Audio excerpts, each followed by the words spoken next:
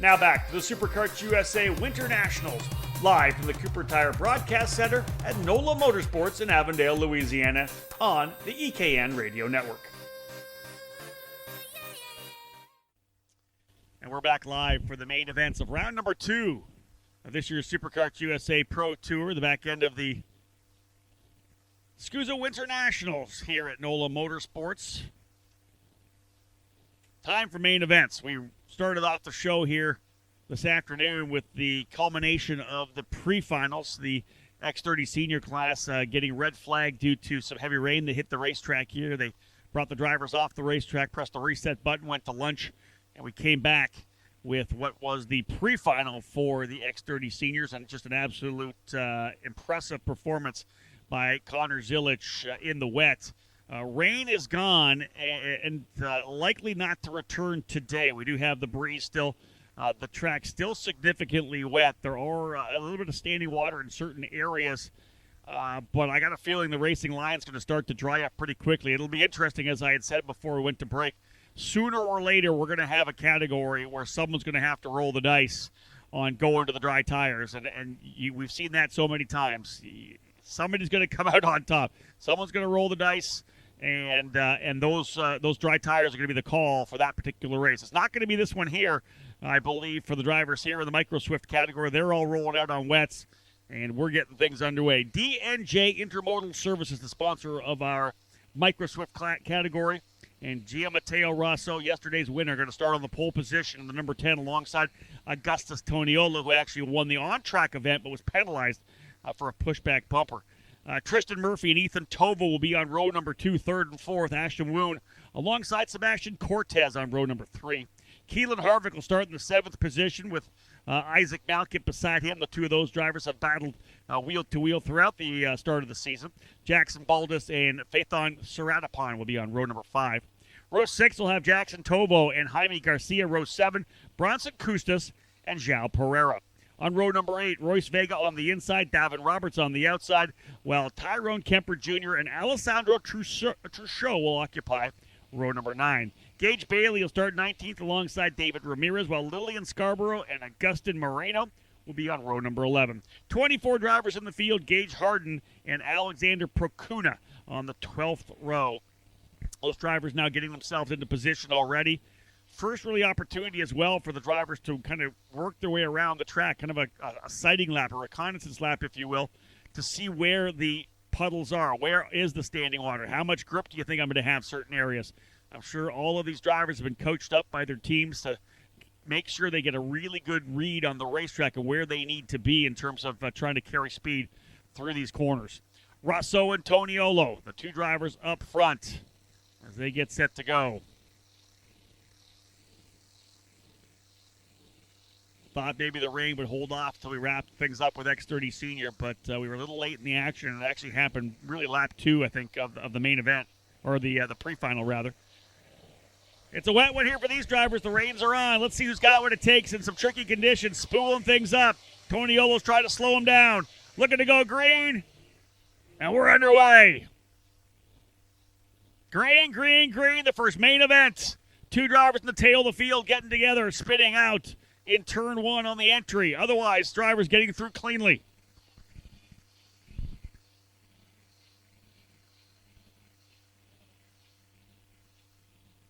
Down the back straightaway for the first time, and to slot into turn number 3 and 4.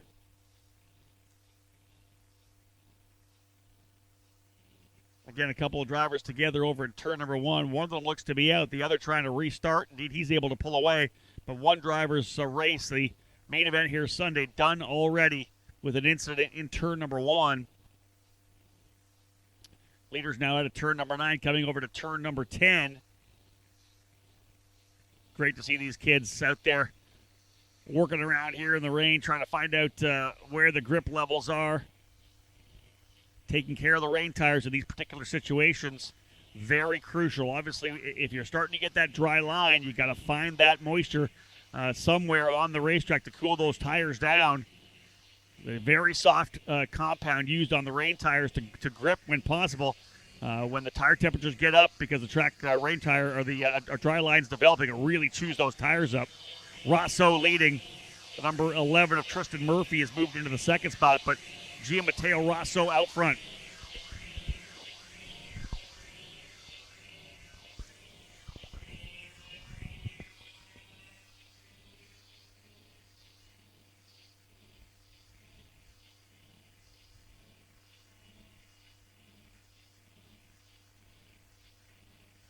We'll make sure to watch the lap times here for sure. Rosso won that pre-final.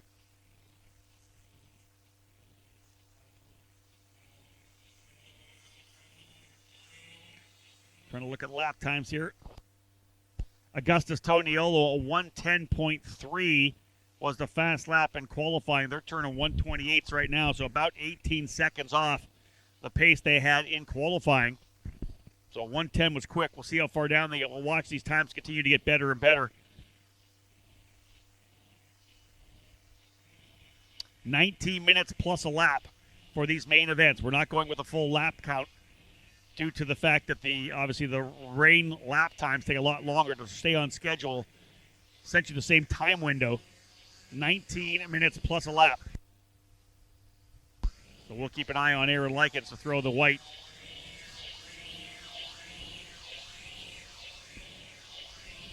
Yeah, time's coming down now. Drivers get a little more comfortable. 125.886 for Rosso. He's got about a 6 or 7 tenths of a second lead over Tristan Murphy. Keelan Harvick just put the fast lap in the book, so 125.728. Harvick making a move to, I believe, potentially the 5th position.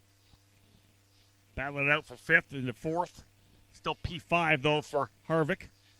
A couple of drivers slipping and sliding coming through turns for 5, 6, and 7. The combination as you come out of turn 3, 4, the double apex. It's a tough one. The funny thing about these young drivers here in micro, you never know. A number of them may not have had a chance to run in the wet yet. When you're this young and you're getting into the sport, and it depends on where you're from, you may not have to run in the rain. Drivers in Arizona don't get a lot of rain time. Same goes for California. A little more for other areas of the country, so this could be a first opportunity to sample wet weather racing. But always crucial as a driver in terms of development that if you do get a chance to practice in the rain, don't pack your stuff up and go home. If it rains, get out there because it's a great skill to learn. And if you're going to keep moving forward in motorsports, you've got to learn to be able to drive in the rain. Here comes Harvick now with a good run out of turn number 17. He's going to go to P4. Harvick to the inside of Sebastian Cortez. So move Keelan Harvick now up into the 4th spot. Harvick to P4. Cortez slots in behind. 24 drivers in the field. Biggest mover right now, Gage Bailey from 19th up to 13th. Gage doing a great job here. That number 45 machine up into 13th position. Texan driver for Iron Rock Motorsports now has his way up into 13th spot. We'll see if Gage can get any farther forward. Rosso, though, continues to lead about 8 tenths of a second last time by.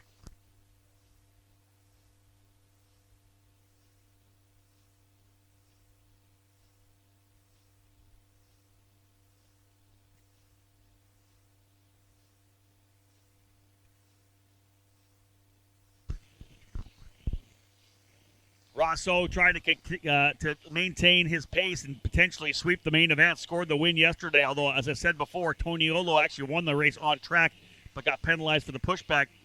Rosso getting the victory that way. Still, it's been a tremendous weekend for Gianmatteo. Tristan Young now running in second spot. Third is the 13 of Ethan Tovo. Fourth is going to be Keelan Harvick with the 25 of Cortez right behind him. Tovo just went purple, a 125.260. So Ethan Tovo looking pretty good here right now. He's not that far back. 1.1 seconds behind Rosso. Quicker that last lap by 3 tenths of a second. Ethan Tovo on a move. Track still about 10 seconds, or probably 15 seconds off the pace for this category as it was earlier today.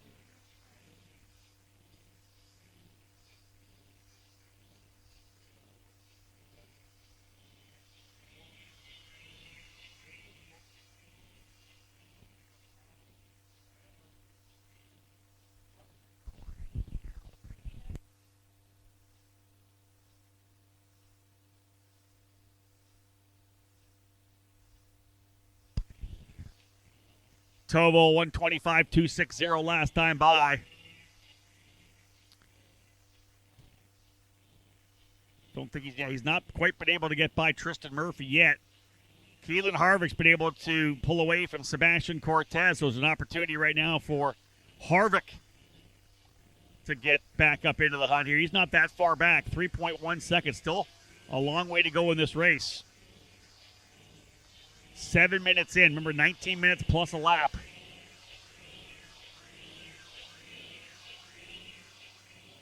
So not even to the halfway point in terms of time.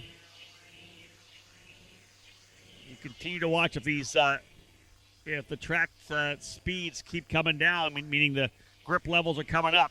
Again, no more rain expected here for the day. Harvick with the fast lap of 125.007 last time by.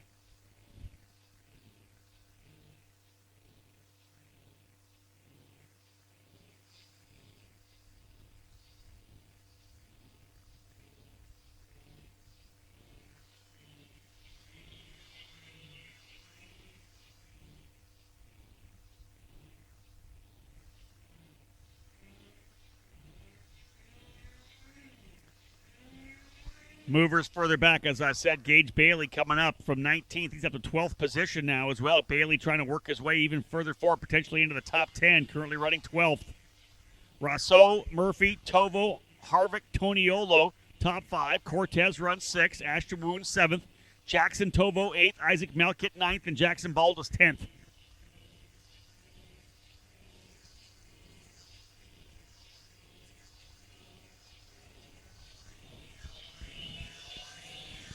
Tovo's been able to get by Tristan Murphy, so move Ethan Tovo into second. Rousseau going around one of the slower drivers. Harvick 2.5 seconds back. It was 3.1 a couple laps ago. Harvick continues to move forward and cut the distance on the leader. Malkit just turned fast lap, 124.934. We're going to see the fast lap continue to lay down. I think the more these drivers run and the more this breeze blows over this track, we're going to start seeing that dry line form. Still very slick.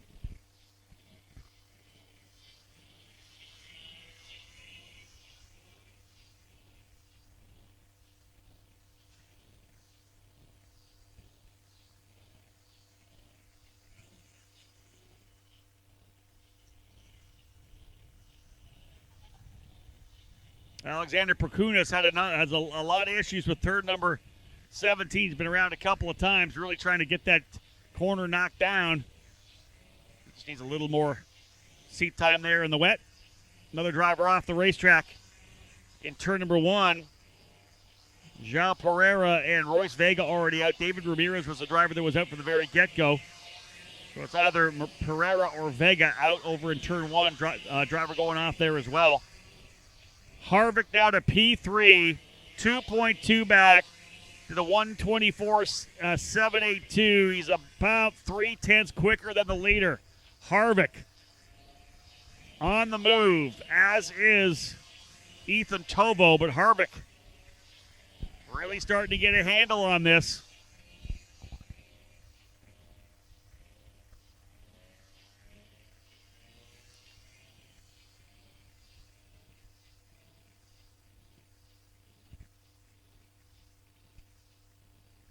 Keelan Harvick starting back in the 7th position, worked his way up to 3rd already. We're at the 11-minute mark, so really 8 more minutes plus a lap.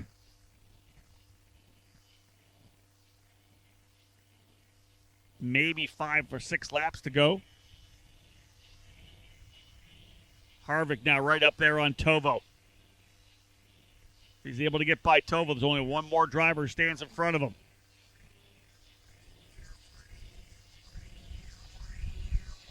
See if Harvick's able to make a good move here and over-under again. He's going to get a good feel for it.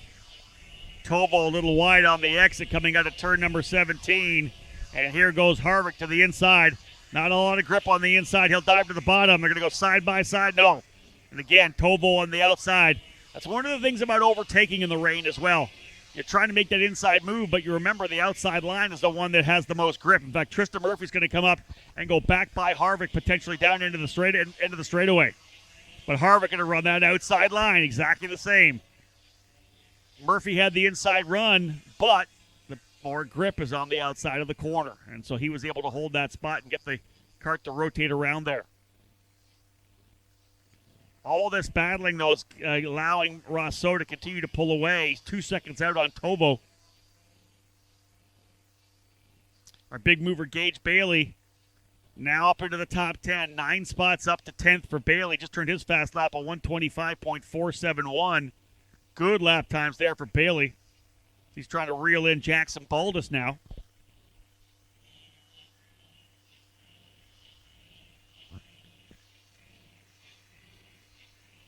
So now he's through. Harvick has been able to get by Tovo, tap the helmet, and said, let's go forward. He's gone to P2.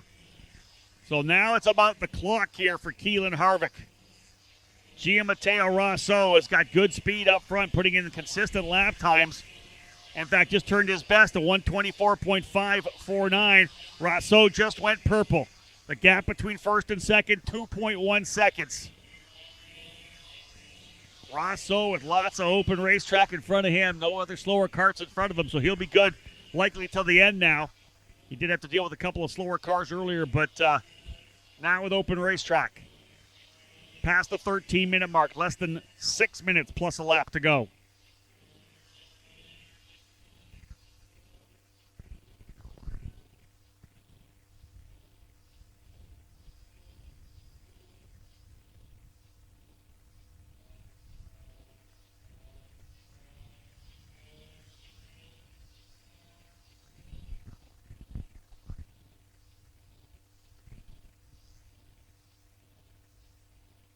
Time slowly falling, and we're going to see that, I think, for the next couple of races as the times are going to get quicker and quicker.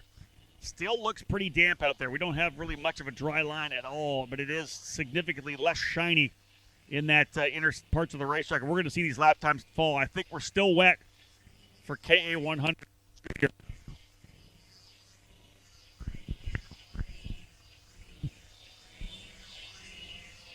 Junior. .1 seconds was the gap last time by. Rousseau goes purple again. Yeah, he just pulled away from Harvick by 0.4 of a second. The gap now 2.5. Rousseau stretching away. The driver just off the side of the racetrack outside turn number 15. So the yellow flag flying there. Corner worker trying to get him back out onto the racetrack so he can continue. Got that rolling.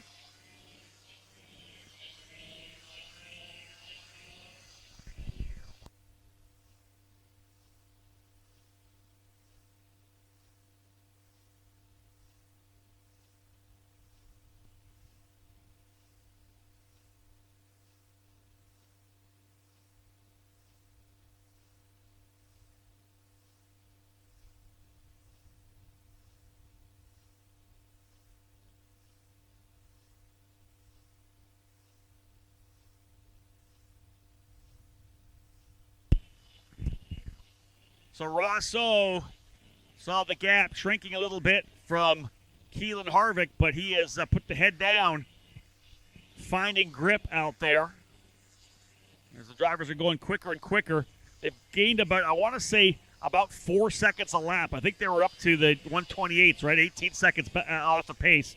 They found at least 4 seconds. Make that 5 seconds now. Rosso down to a 123.5. He was a second quicker than Harvick that last lap, so the gap now up to 3.6. Rosso, super impressive here. As time winding down, 19 minutes plus a lap. KA100 Junior up next.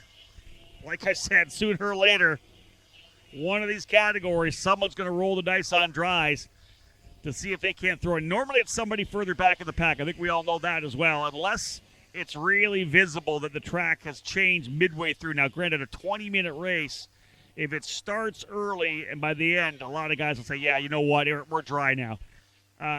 There'll come a time, depending on that kind of, progression of the racetrack, whether or not it's somebody deeper in the field throwing on the slicks and saying, I'm starting 30th or 28th, whatever. I'm going to throw some slicks on and see what I can do. I'm going to roll the dice, and I'm going to have some grip, some massive amounts of grip over my competition later in this 20-minute run. So this is interesting to see when that's going to happen.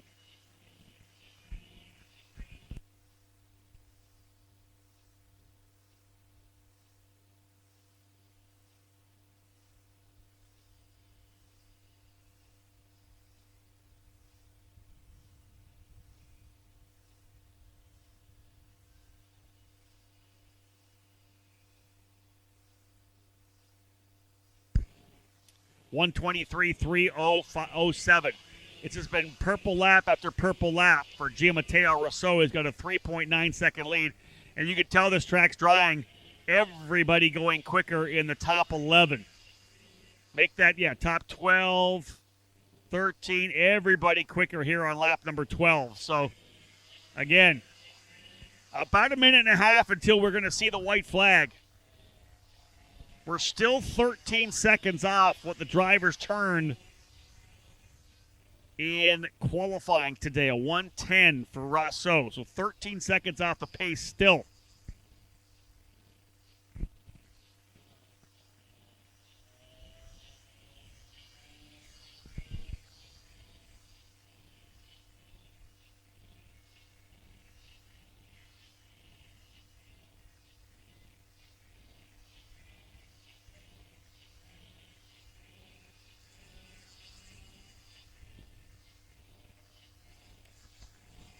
Keelan Harvick just willing that machine to go a bit quicker, but just not much there. He's got what he's got. He's put on a good show coming from deeper in the field, 7th. Rosso, of course, starting on pole, 1:22.6. They're lopping off a half a second at a lap here now. And I'm seeing a little bit of dry potentially in some of the corners. This is going to be interesting what happens here in the KA100 Junior category. I don't know that you can do it now. But, man, Senior. Another full race out here. Do you risk it if you're at the back? I don't know. 1:22.600 for Rosso. Every lap quicker. White flag, I think, should be flying here pretty soon. 19 minutes plus a lap. So, yeah, they'll get the white flag when they come back around here for the leaders. White flag will fly this time by for Rosso.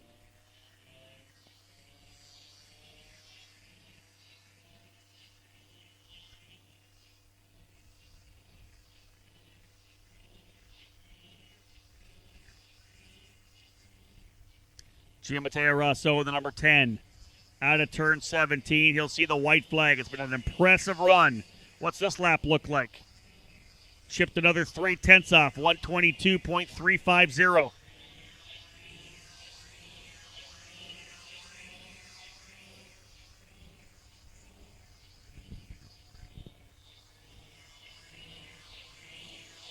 Still so much, wet areas on this racetrack. I just don't think you're going to get all the grip you need if you went to slicks now. I don't know. Again, it's a 20-minute race. The breeze is blowing pretty aggressively. You'd have to be really precise in your driving lines. Top seven drivers all going quicker on this particular lap. Further back, a 1:22.334 for Bronson Kustas in 13th. He just turned the fast lap of the race.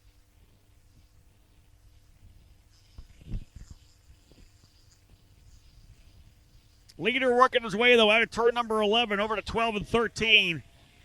Rosso looking to sweep this weekend. Didn't get the victory yesterday on the racetrack. Penalty moved him up to P1. He earned this one. What a tremendous run here for Gianmatteo Rosso. He'll like this one. What an absolute performance in the wet. Into turn number 17. Tough conditions, but we just know this kid can drive in the wet. Wow, what a performance. Rosso with the win. Keelan Harvick, impressive as well, showed his prowess in the wet weather. Battle here to the end between Tovo and the 14 of Augustus Toniolo. Toniolo ends up with the third position, able to get by Jackson Tovo on the final lap. Tovo finishing in the fourth spot. Isaac Malkit in fifth. Ashton Woon sixth. Ethan Tovo seventh. Gage Bailey up 11 spots to eighth. Jackson Boldus in ninth. and Sebastian Cortez rounding out the top 10. Rousseau, though, with the win. Keelan Harvick turned the fast lap of the race of the final circuit at 121.560. So Harvick, the quickest driver on the racetrack. Gianmatteo Rousseau with the win. Harvick second, Toniolo third. And Gage Bailey, the hard charger, coming from 19th up into the 8th position. Impressive to see how the times came down. About 6 seconds from the first lap to lap number 15 as, again, 122.027. Still about 12 seconds off the best lap they turned, but nonetheless, Gianmatteo Rousseau, perfect all race long. He ends up with the victory. Keelan Harvick and Augustus Toniolo officially completing the podium finish. So, folks, we're back at it here again. KA100 Junior up next. You're listening to turn-by-turn coverage of the Superkarts USA Pro Tour WinterNationals, live from the Cooper Tire Broadcast Center at NOLA Motorsports in Avondale, Louisiana. This weekend's broadcast is brought to you by Parolin USA, Allen Rudolph Racing Academy, Trinity Karting Group, and Cooper Tires.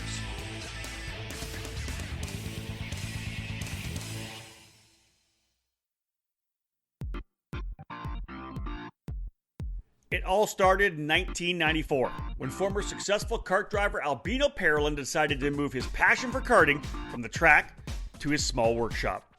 That's when Parolin was born. Fast forward 20 years, and Parolin's passion for the sport led to the company rejoining international competitions as a factory team in WSK and CIK FIA races, with the aim of enhancing the research and development process, immediately achieving notable results around Europe, North America, and Asia, becoming the CIK FIA Asia Pacific KZ champion in the same year. Parolin USA is North America's source for Parolin products, and we run a factory team at all of the major Superkarts USA and Rock Cup USA events. The Parolin chassis lineup for 2021 includes the Invader Shifter, the Le Mans Tag single-speed chassis for junior and senior classes, and the 28mm mini kart for the cadet classes. Parolin has been winning races all over the world, and it's on top of the podium in the USA as well, with drivers like Kai Sorensen, Mateus Arguela, and Alessandro De Tullio. Get on the chassis that's winning. Drive a Parolin. For more information, head to ParolinUSA.com.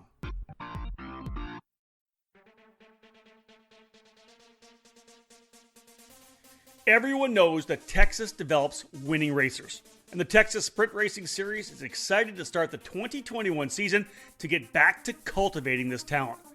The first combined SKUSA and IKF series has been running since 2015 and was started as a grassroots effort to bring family racing back to Texas, has exploded into the largest regional series in the southern region. With 13 classes, including kid karts, and over $50,000 in prizes featuring Supernats and IKF Grand Nationals tickets, there is no better place to come race than the Texas Sprint Racing Series. This year's lineup starts with the winter warm-up at NOLA Motorsports on March 19th to the 21st. The second round, the spring roundup at NTK, will take place on April 16th, 17th, and 18th. Next up will be the summer shootout at Speed Sports on June 11th, 12th, and 13th. And the fourth event is our midsummer mashup at the brand new Kart Moto facility in Crescent on July 23rd to 25th. Our fall finale brings us to another new for us track at Amarillo Kart Circuit on September 10 to 12. As always, our end of the year banquet dinner and raffle will be held on Saturday night of our final event in Amarillo with a free meal and lots of incredible prizes. We hope to see you join the TSRS family. For more information, head to TexasSprintSeries.com.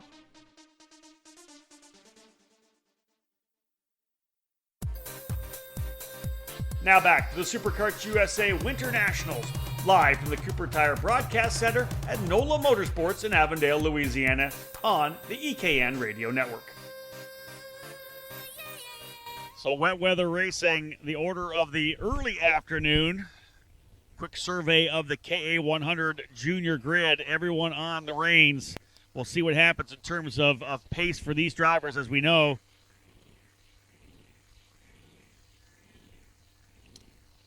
Micro drivers ending up about 12 seconds off their qualifying pace.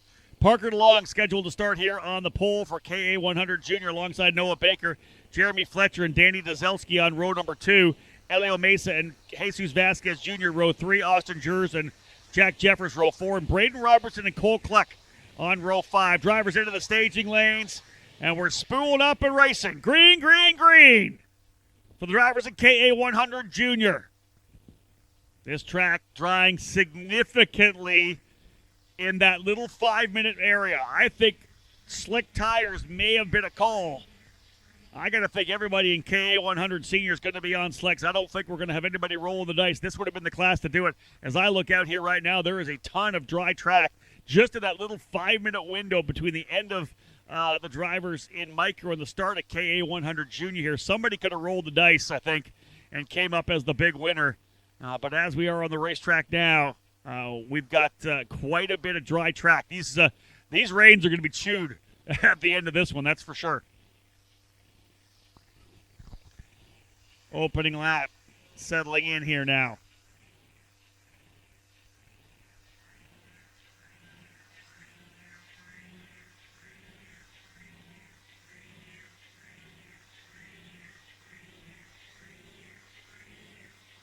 Let's have a quick look here. Noah Baker qualified on the pole earlier today at a 105.7, 105.7. Keep that in mind when we look at what kind of laps these guys are putting down here right now. Because as I said, it's literally fully dry, almost fully dry coming out of turn 17 now. Of course, wet still on the outside of the corner. But I'll tell you, there's a lot of dry racetrack, and it's just literally the last 5 minutes since the start of the end of the micro race.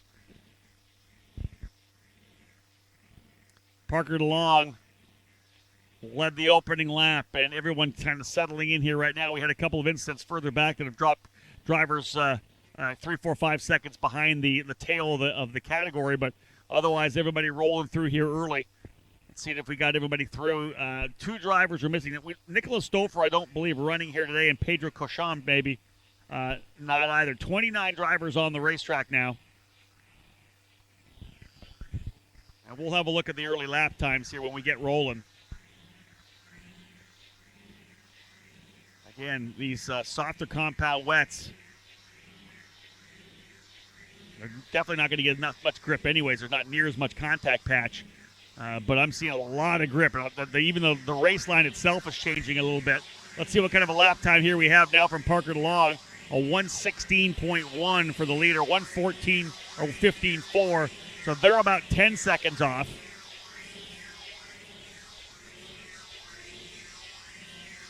Drivers in the micro class got to within 12 seconds of the pole lap.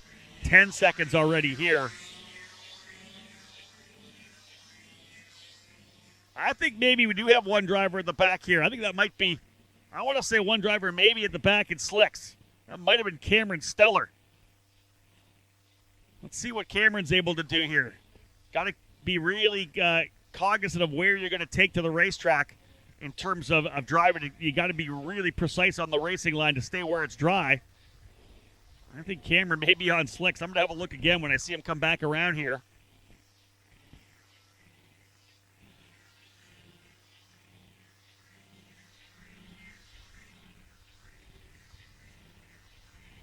Parker DeLong leading the way. Noah Baker second, Jeremy Fletcher third, Danny Dazelski fourth, and Jesus Rios Jr. in the 5th spot. Have a quick look at all the tires we roll through here.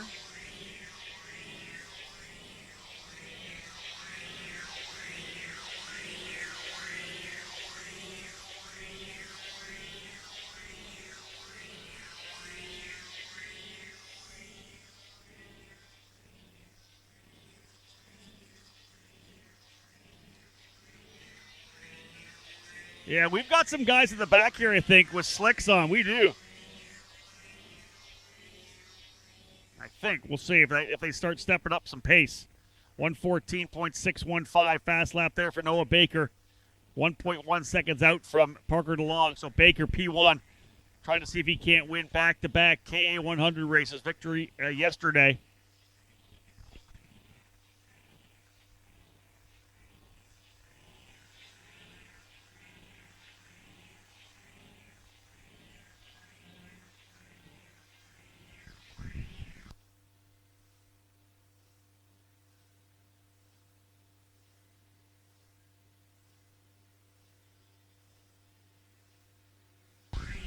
1:14.615. That's the fast lap for Noah Baker. DeLong turns his quick lap, 1:14.938. 9 seconds off that fast lap from qualifying.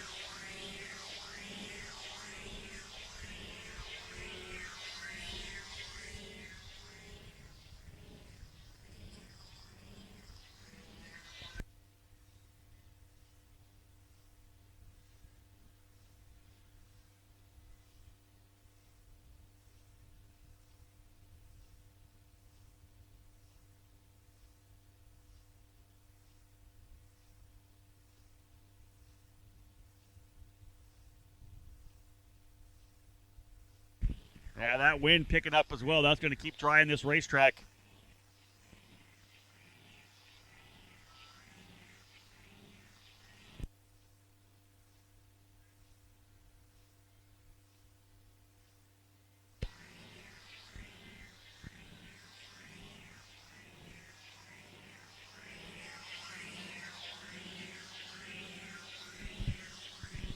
Again, drivers rolling their way through here.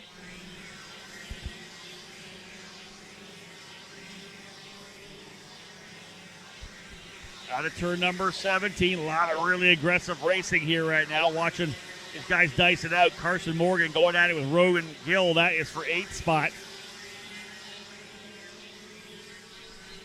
Noah Baker, 1:14.172.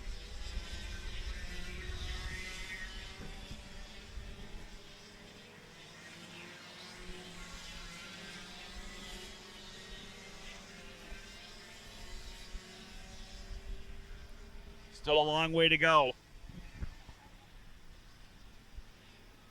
12 minutes plus a lap. We're at 7 minutes of a 19-minute race. 19 minutes plus 1 lap. Still 12 minutes to go here.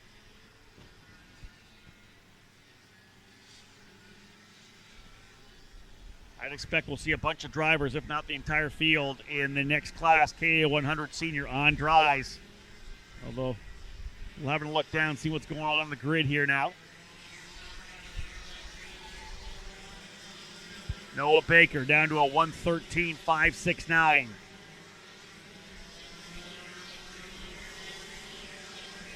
I want to feel like a couple of drivers further back in the field, potentially on the dries. I don't know yet. I want to say one of them may be Jack Jeffers. But you got to figure that kart's going to come alive pretty soon if indeed he is on the dry tires. Jeffers running in the 26th position. His lap time of 1:14.1. Still a little bit off that of Noah Baker, but quicker than Parker DeLong. I don't know. I want to think that he may be on, but you got to figure he's got to lock down a couple of really fast laps here pretty soon. 1:13.569 for Noah Baker.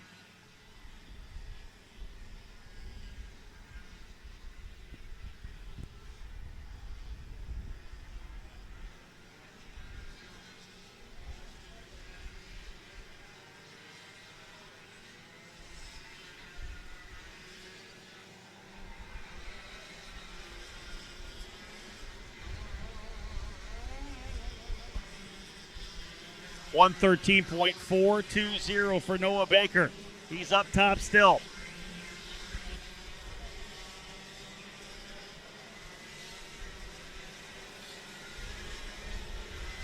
$113.420. Noah Baker watching what's happening here. A 4.3 second lead.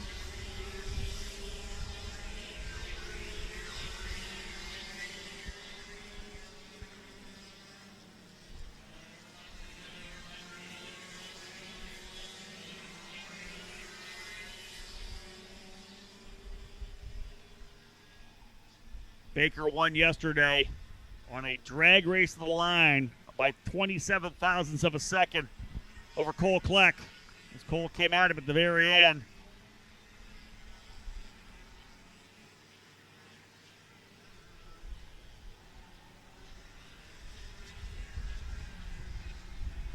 But as we watch here, he is getting it done here in what is challenging conditions. I don't really want to call them wet conditions anymore.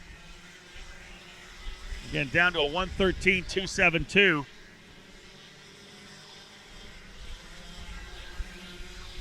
I expected somebody potentially, I was looking to see if somebody would have been on dries, but I think they'd be a lot quicker by now.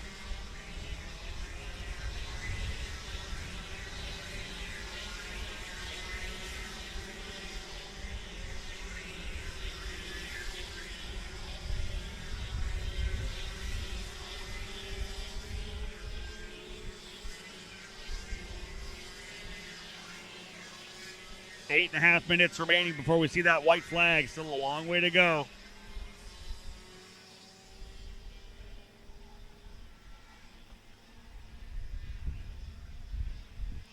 Ryan Ratchet just turned the fast lap of the race, a 1:12.593. So there's a guy I think that could be on the dry tires in the number 813. He's 40 seconds back, though. We don't have a lot of time left. That was the transition. I think we're going to see dries for the KA100 Seniors. We're not going to see that real big transition race unless somebody steps up big time and drops a lap here. Jack Jefferson, 22nd spot, did a 1:13.6. He's a lot quicker than drivers around. I think Jeffers may be on the dry tires as well in the 8:33.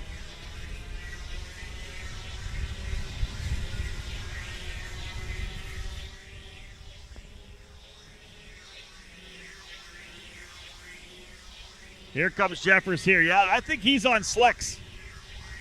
I just don't think he's going to have enough time to catch anybody right now. I'm waiting for him to drive. Yeah, he's at 19th. Jeffers just did a 1:15.1. Baker down to a 1:12.9. Still rolling for Noah Baker up front. Comes a time when you chew those braids off. They're almost down to slick tires anyways because you rip the treads right off them, you burn through it.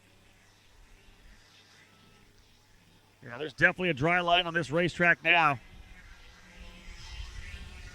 I'm surprised that Baker's not trying to go down to the wet to try to cool those off a little bit.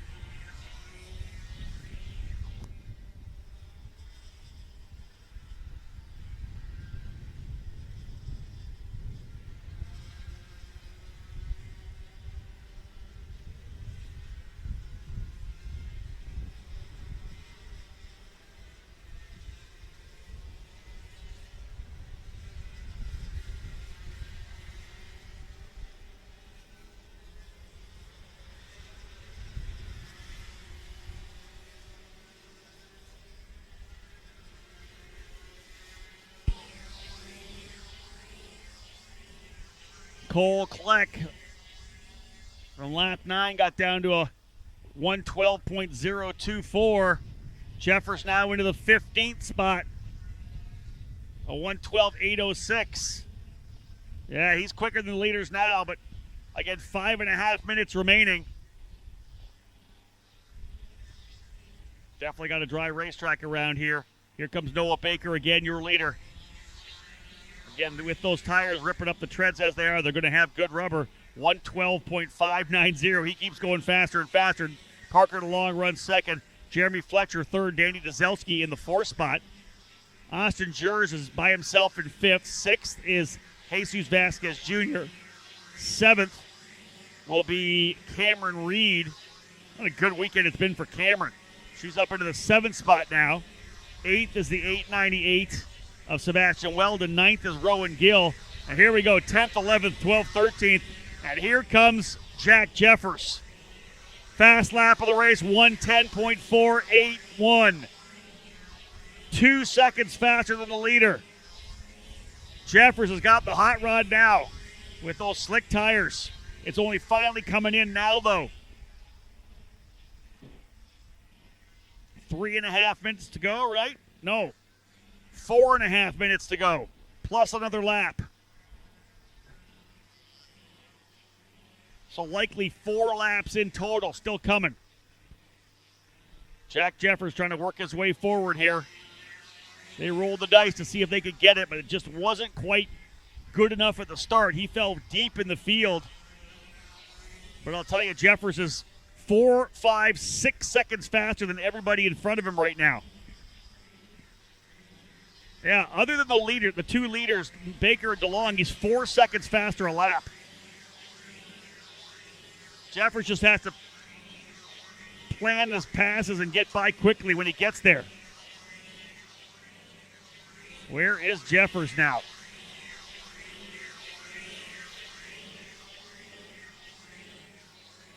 He's up to 9th. Jack Jeffers to P9. So it's definitely happened. Ryan Ratchet's got it as well. Remember, Ryan Ratchet went with the drives as well. 112 for him. He's up to 19th, up 7 spots. So good call there for Ryan Ratchet and his crew. Cameron Steller on the drives as well. He just did a 111. He's going to get more spots. Cameron Steller up 4 spots to 23rd. A couple of these guys further in the pack roll the dice. Here comes Noah Baker again. Crossed the line with 3 minutes to go plus a lap. So at least 3 more laps, maybe 4 more laps to go.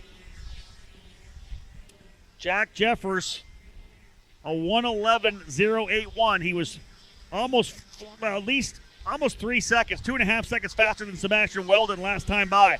And he's only 3 seconds back. How far can Jeffers get up here? Open racetrack in front of him. Fast lap 110.271.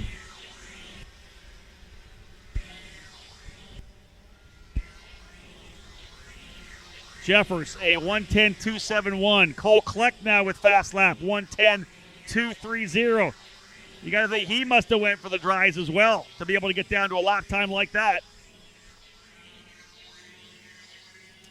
But Jeffers into 8th, right back where he started.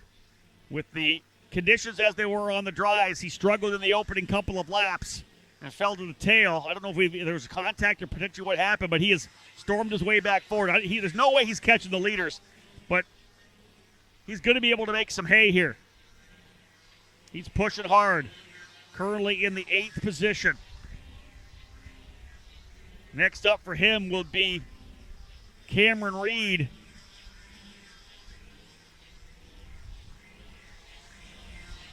Jeffers actually already by Reed. That's how much quicker he is right now with this track. These tires getting up to temp. He is smoking through the field. Another fast lap of 109.949. 28 seconds behind the leader. He's not catching them, but he could catch Danny Dzelski for the podium. I don't know. I think we're going to be, it all depends on when we get back. 18 minutes on the clock. I think we're going to get at least 2 more laps because remember, we got to think about Noah Baker.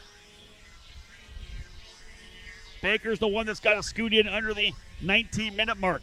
And here he's going to do it right here. So we've got this lap and another one. Because he'll see the white flag next time by.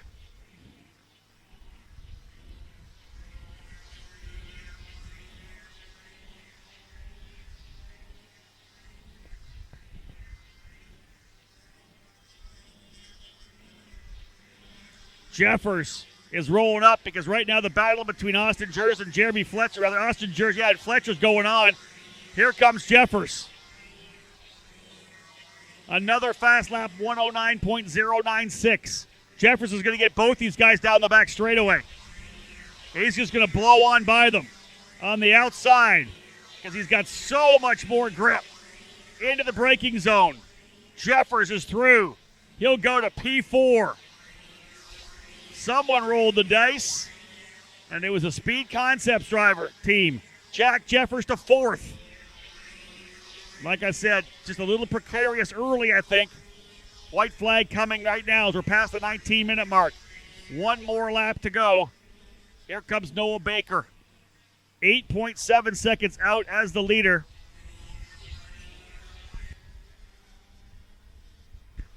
Baker across the line. Here comes Parker DeLong. And I'm telling you, Danny Dzelski, there's no way he's going to be able to hold back Jeffers. He's going to end up on the podium. I think Jeffers will be. Dzelski running 3rd. Jeffers is just all over him right now. Jack Jeffers closing up on Dzelski on the Magic Kart. Jeffers, no issues here at all. He'll come out and go blowing right on by. He's well back, but what a run there for Jeffers late. Fun to watch, for sure. Ryan Ratchet up to the 15th spot, up 11 spots.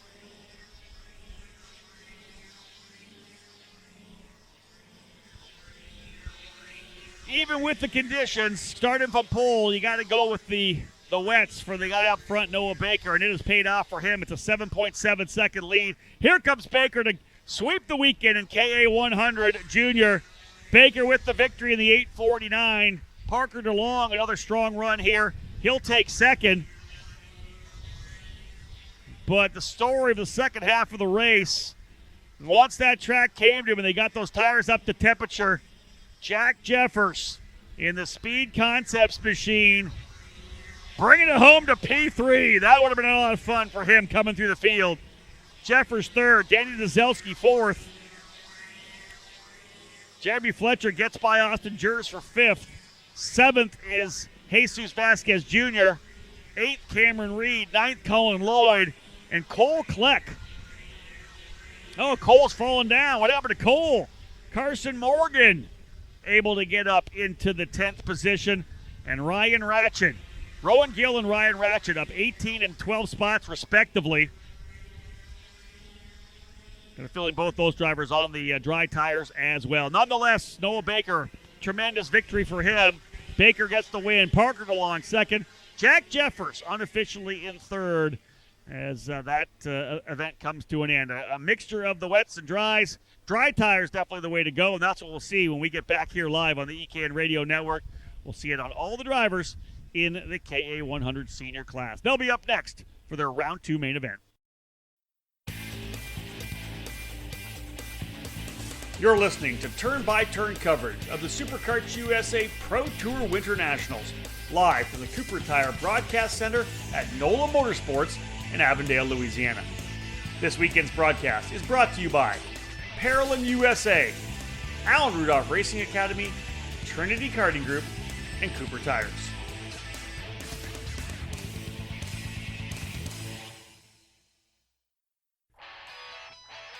If the dream is IndyCar, set your target on the Road to Indy presented by Cooper Tires. Our ladder system is designed to take drivers through 3 runs of competition. The first step is the Cooper Tires USF 2000 Championship, which features a carbon tub Tatis chassis, 180 horsepower, and a paddle shift sequential gearbox. Boost the USF 2000's output to 250 horsepower for the Indy Pro 2000 program, the second rung on the road to Indy. Add in increased grip and more aero downforce, and the Tatis PM18 becomes an incredible training machine. The final step before IndyCar is the Indy Lights Championship presented by Cooper Tires. The Dallara IL-15 boasts a whopping 450 horsepower. This car itself has trained so many drivers in the IndyCar series. At all 3 levels, you race at premier venues on the same dance card as IndyCar.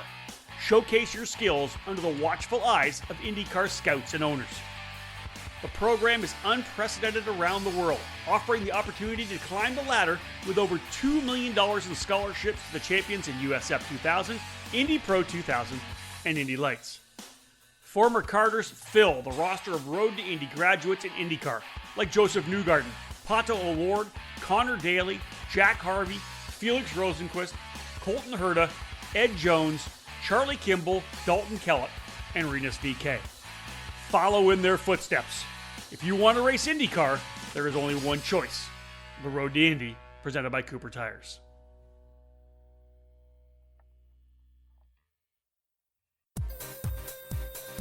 Now back to the Superkarts USA WinterNationals, live from the Cooper Tire Broadcast Center at NOLA Motorsports in Avondale, Louisiana, on the EKN Radio Network. So drivers rolling out here in KA100 Senior, presented by Kart Racing Solutions. As we saw for the performance of Jack Jeffers, we are fully dry. Brandon Lemke on the pole alongside Connor Ferris, Ethan Wolf, and Leonardo Colavito will be on row 2. Adrian Cruz and Austin Osborne on row 3. Gavin Bailiff and Jace Park on row number 4. Cole Morgan alongside Nolan Allison for row 5, and Josiah Tracy and Adam Rylance on row 6. Drew Chappelle and Royce Johnson, row 7. Dylan Town and Grace Hamard on row number 8. Brooke Berry alongside Richard Fogarty on row number 9, while Jacob Smith and Elise Kleck will be on row 10. A total of 30 drivers in the field, and they are underway. I was just going to say, it's still a little damp on the inside of that corner. They all went in there too wide, and the drivers on the inside, you see that a bunch of them had a big handful of wheel because there is still water, damp sections of the racetrack, and one of them is on the inside the entry down into turn 1. Everyone able to get through cleanly, though. We're underway for a 19-minute plus 1 lap race.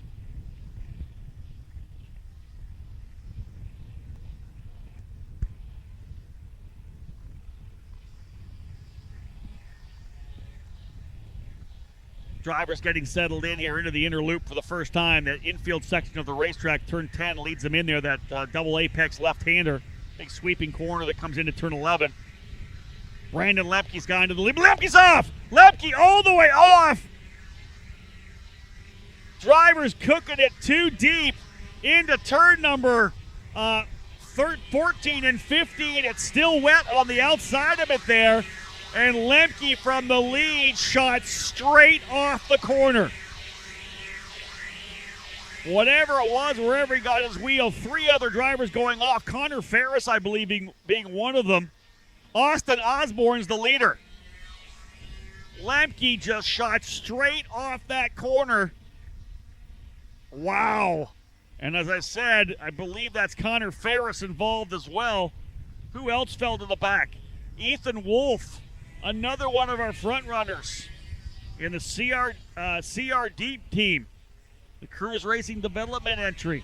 Straight off turn number 14 and 15. Lemke probably cannot believe it, had the lead, but was pushing hard on the opening circuit. Let's see what happens here with Austin Osborne, the leader. He's coming in there for the first time. I want to say just trying to run the outside line that maybe still a little bit wet on the entry. So Osborne goes to the lead. Jace Park now into second. Third now, the 919 of Nolan Allison. Then Gavin Bailiff runs in fourth. Leonardo Colavita in fifth. Cole Morgan sixth. Adrian Cruz seventh. Adam Rylance eighth. Royce Johnson ninth. And Dylan Town rounding out the top 10.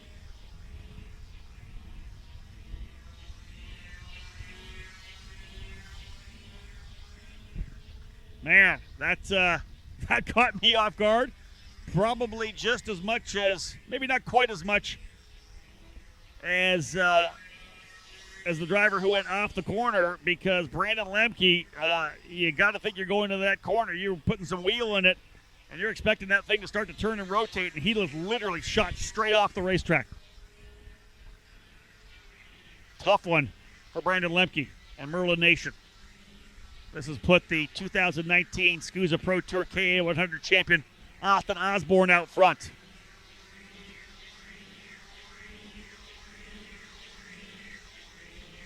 Osborne leads, but I'll tell you, Jace Park's trying to reel him in here. Allison, Bailiff, and Morgan chatting with each other. Little signals, trying to see if they can't get back up to the leaders. Cole Morgan just went purple with a 106.277. And I'll tell you, folks, we got the sun back out here. It's a gorgeous afternoon down here in NOLA after the rain that came through. So coming into this weekend, I think we all looked at the forecast and thought, man, 80% chance of rain on Sunday. We're going to get soaked. It's going to rain all day. Obviously, very nice this morning when we woke up and found out that it's not going to be near as bad. And we were essentially going to have just a couple of hours, maybe even an hour in the middle of the day, and that's really exactly what happened. Much better day here today. And again, gorgeous weather now. Osborne, your leader, ahead of Jace Park and Owen Allison.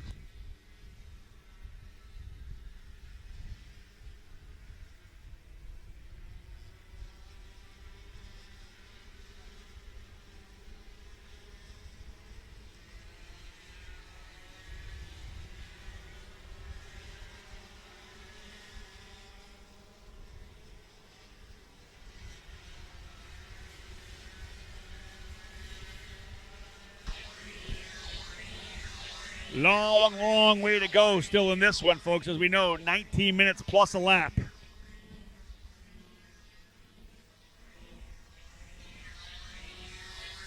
Osborne leading, but Jace Park there.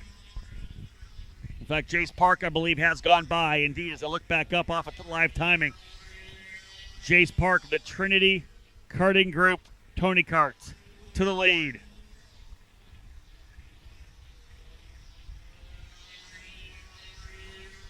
Cole Morgan's also moved to third. This guy was a beast yesterday. And Morgan started ninth, already up to third. There's a long way to go here still in this one. Osborne staying with Jace Park right now, thinking about the inside of turn 17, but doesn't go for it.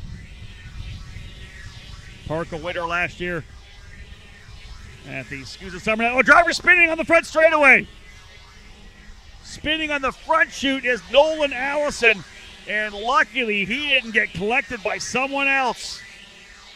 Coming out onto the front straightaway at a 17, he hung a wheel in the grass. It was still wet, and he looped that thing around. And as it was coming back and rolling almost back into the middle of the traffic of drivers behind him.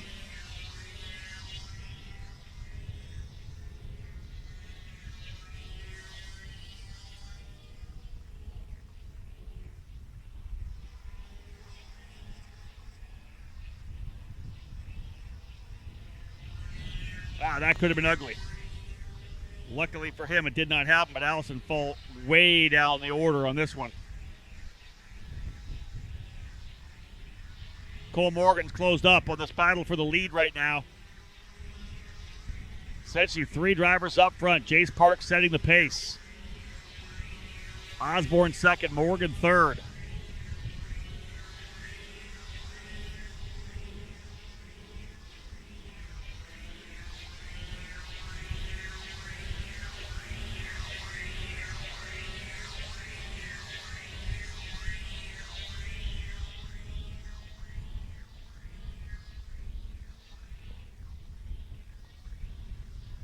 Morgan's been able to get by Osborne to move Cole to second spot. Impressively quick for Cole Morgan up into second. He's trying to work his way back to the lead here. Yeah, he went purple last time by, not surprising. He's gotten to second spot. Jace Park's trying to dial things in right now because Morgan significantly quicker, over a half a second faster that last lap, able to get by Osborne. He'll go to the inside and turn 15, book it. Cole Morgan back to P1. Jace Park trying to hang right with him, as is Austin Osborne. But I'll tell you, those two guys need to work together because Morgan's got so much speed right now. Wind picking up in a big way here too, here trackside.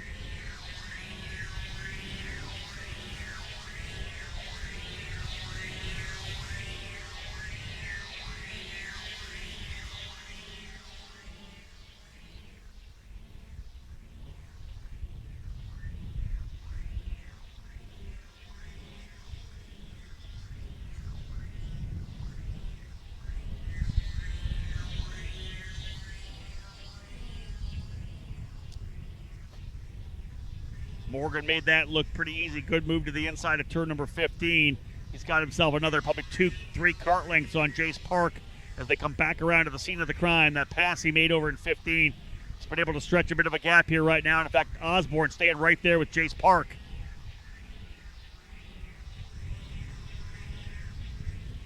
Osborne almost wanted to try to see if he can't help push him. A little bit overcooking there for Park, trying to carry too much speed into turn 17. Caused the kart to push a little bit out on the exit.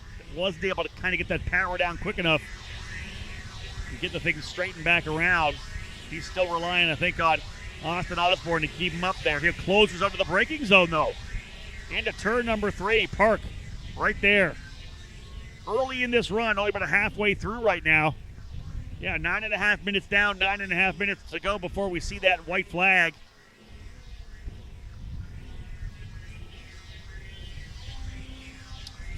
So indeed, you know, the thoughts are, especially in terms of the colder track, and it was wet, and Well, what kind of temperatures you go to? Tire pressures, rather. You go a little higher?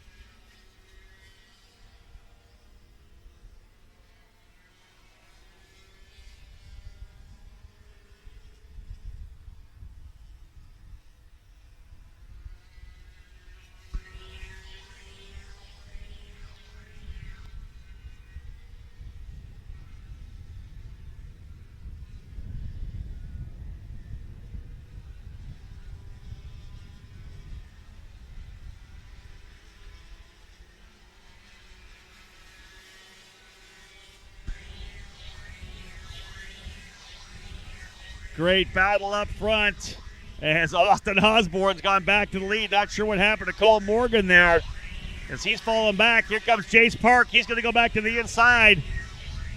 Jace Park goes back to the lead. Osborne into second. Not sure what happened there. Again, you look away to deal with something else. You come back, and there's a shakeup. Osborne the leader. A lot of wind here trackside now. You can hear it probably on the ambient mic. I turned it down a little bit because the wind is whistling. Morgan closing back up again. 7 minutes till we see that white flag. Jace Park leading in the Trinity Karting Group machine, the Team TKG entry. Number of top drivers joining that operation here for 2021. Trinity Karting Group looking to get a big win here on the Pro Tour. Can Jace Park get that for them? He's trying to pull away a bit here from Austin Osborne. Leonardo Colavita fourth. Adrian Cruz fifth. Adam Ryland sixth. Gia Cicero. Remember how good Cicero was in the pre-final. Right up there battling in the top five, top four. But got spun around, go over in turn number 7, all the way to the tail of the field. Well, Gia Cicero has got herself back to 7th, up 17 spots. Both her and Steven Dial up 17th positions. They run 7th and 8th, respectively. Riley Can, the hard charger right now, started 28th. He's up into 10th. Top 10 run right now for Riley Can. Started 28th. Great drive for the Crosslink competition pilot. Cole Morgan's got himself back into second, so I don't know, as I missed, it might have been just a little slip up here to have him fall back. He's spooling it back up again. He's gone again to P2. Able to get by Austin Osborne. Morgan on the red speed.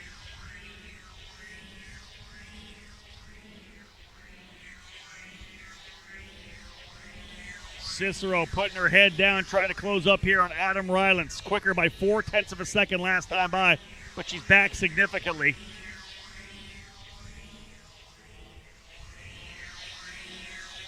Oh, driver coming off the track. That was Richard Fogarty. Got a little wide coming out of turn number 17 off the exit curbing, a wide exit curbing here at the track, and got into the grass, almost into the tires. Fogarty was running, I believe, somewhere around probably 20th, 19th, 20th.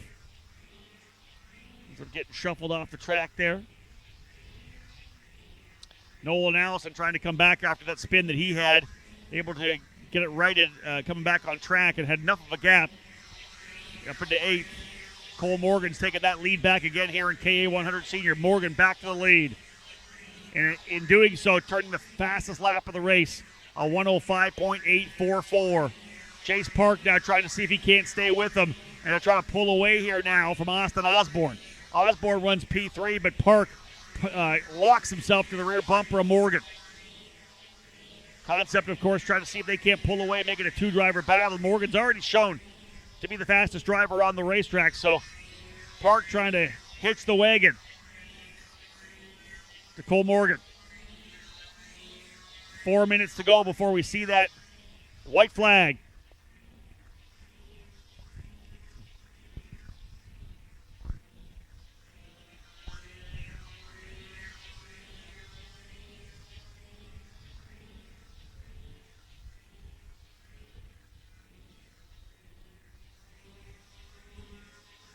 Yeah, Morgan trying to stretch away if he can here. A 105.844 last time by. Does not repeat. 116 flat, but still enough to pull about 3/10 on Chase Park. Morgan was super strong yesterday, scoring the win. Trying to go back-to-back here.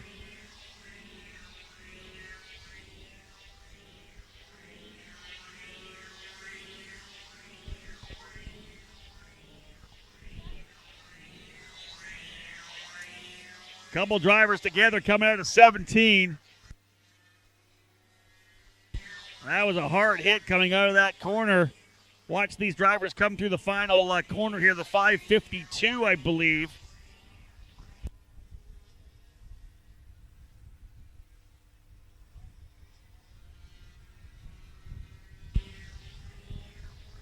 Yeah, I got a driver off the racetrack here who has hammered the outside retaining wall.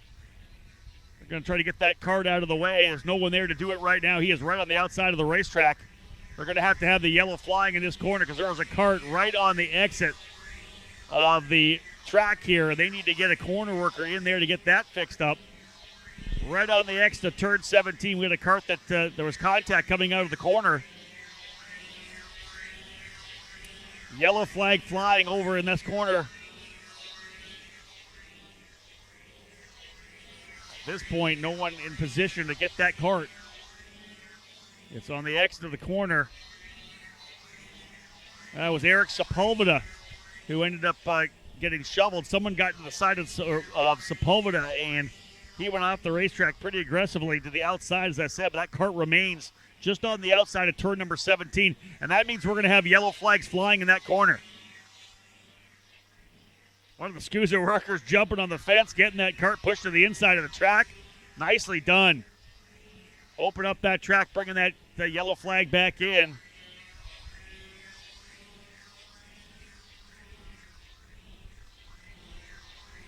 So that opens up that track again.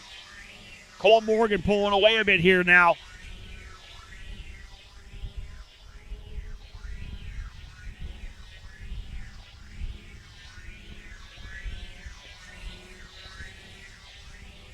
Morgan, Park, Osborne, Colavita, and Adrian Cruz. Top drivers. Wind continues to whistle here at NOLA. Morgan pulling away another purple lap, 105.637. 7/10 of a second he's been able to pull on here right now. Keeping an eye on Gia Cicero. She's trying to close up on Adam Rylance. Not quite enough. She's quicker every lap by 2-3 of a second, but just too far back, I think, to make that move for sixth. Rylance runs sixth, Gia Cicero seventh, Nolan Allison eighth, Stephen Dial ninth, and again, Riley Can, as I said, up 18 positions from 28th to 10th for Riley. But the top 10 really separated here.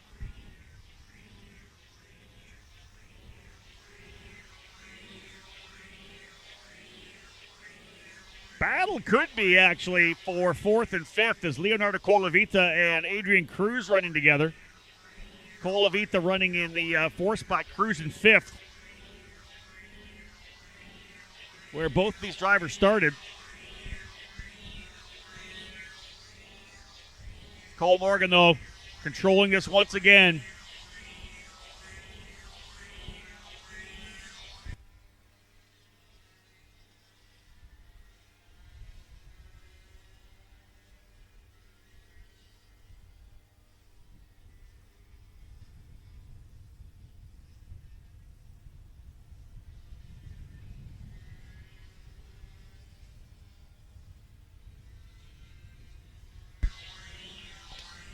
Crazy action early on. As we know, Brandon Lemke early on the opening lap. In fact, 3 guys went off behind him, but taking the at speed through turn 13, 14 and 15 for the first time, went straight off the racetrack. So he was out early, as was Connor Ferris. He went out and had to fight his way back. Ferris well down the order. 20th position. Also involved in that was Ethan Wolf. 3 drivers we expected to potentially battle for a podium. White flag has been flown, though, as we've passed that 19-minute mark. Cole Morgan, a 1.7-second lead. Chase Park runs in second. Austin Osborne third. Those drivers able to negotiate themselves through that, what was then a slippery turn number 14 and 15.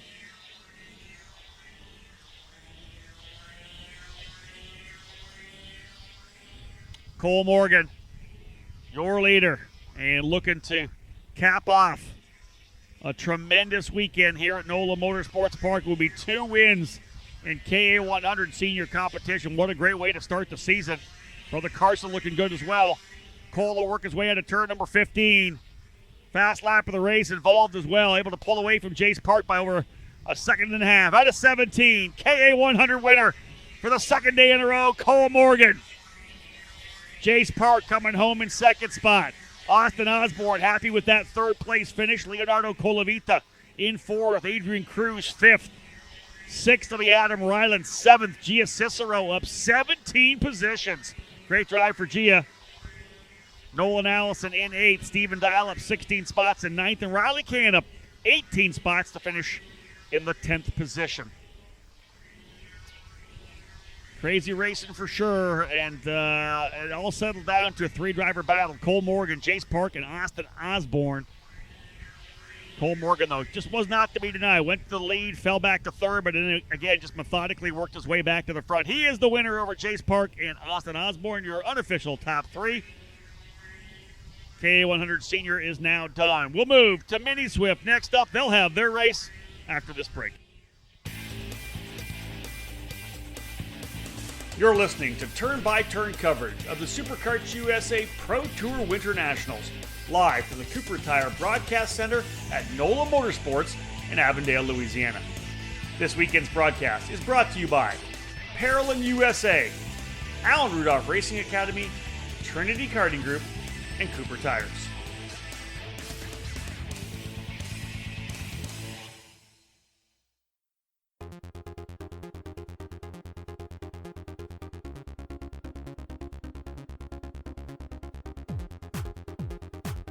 You can buy all the latest and greatest products on the market, but when you're karting to win, it boils down to one thing: you, the driver.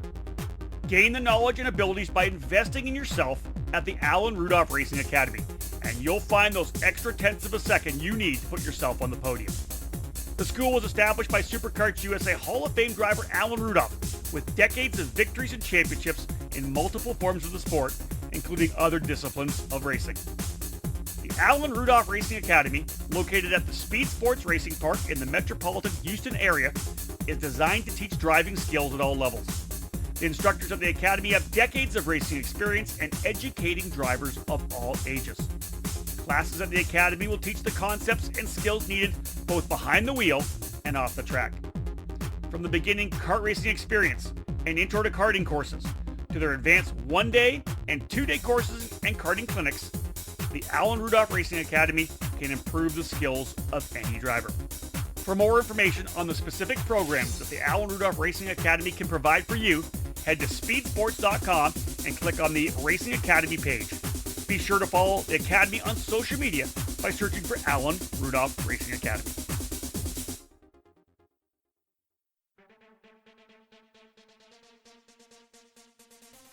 Everyone knows that Texas develops winning racers, and the Texas Sprint Racing Series is excited to start the 2021 season to get back to cultivating this talent.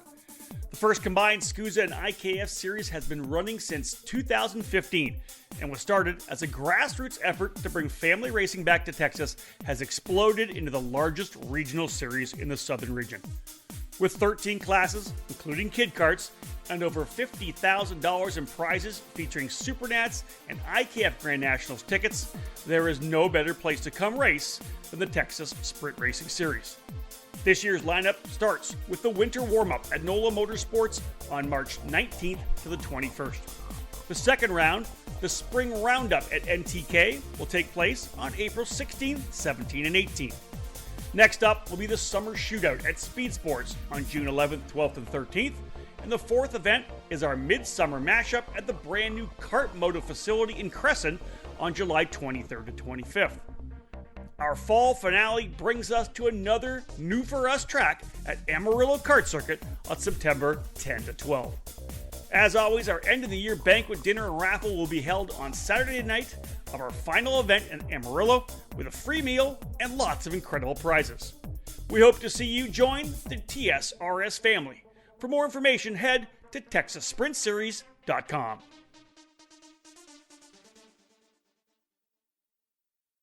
In karting, it's important to be supported by the right people. With over 40 years of experience in the sport, Trinity Karting Group has everything you need to make your program successful.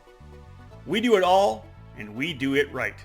Trackside support and arrive and drive programs are available in 2021 for the USPKS and the Superkarts USA Pro Tour and WinterNationals with full product sales and service and professional coaching from our experienced staff.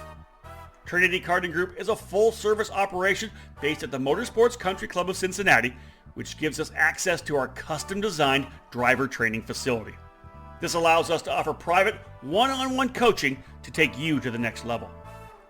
Trinity Karting Group is also your Midwest home for Tony Kart and IAME, and we're your source for MG and Evinco tires in the region. Tony Kart quality cannot be beat, so call us today to put you in a new chassis for your next event. From arrive and drive and coaching programs to the parts you need, let Trinity Karting Group provide you with customer service and a racing experience second to none. Trinity Karting Group has a long history in the sport, a winning pedigree, and we're dedicated to driver development. We take pride in our professional approach and our positive attitude. Let us build a custom race program for you. Give us a call at 513-421-4463 or check us out online at trinitykartinggroup.com.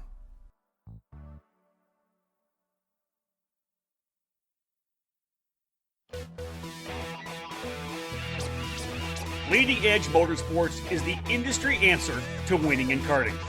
At the helm is industry veteran Greg Bell, who has orchestrated the success of many drivers dating back to the mid-1990s. Based in Lodi, California, Leading Edge Motorsports is the Western importer with IP karting that includes the Praga and Formula K chassis brands. Leading Edge Motorsports provides in-depth driver development for those racers in Northern California and across the country. Arrive and drive services, kart preparation, and driver coaching are available under the LEM tent throughout the season. Bell's record of working with drivers includes recent victories at North America's biggest karting events, including the Rock the Rio and the SKUSA Super Nationals. Greg Bell's knowledge for building engines spans 2 decades and is now under the Mega Power branding, providing a reliable engine service and tuning knowledge. No matter the chassis brand, choose Mega Power to get to the front. Click over to leadingedgemotorsports.com for more and find them on social media to stay connected. At Leading Edge Motorsports, winning never gets old.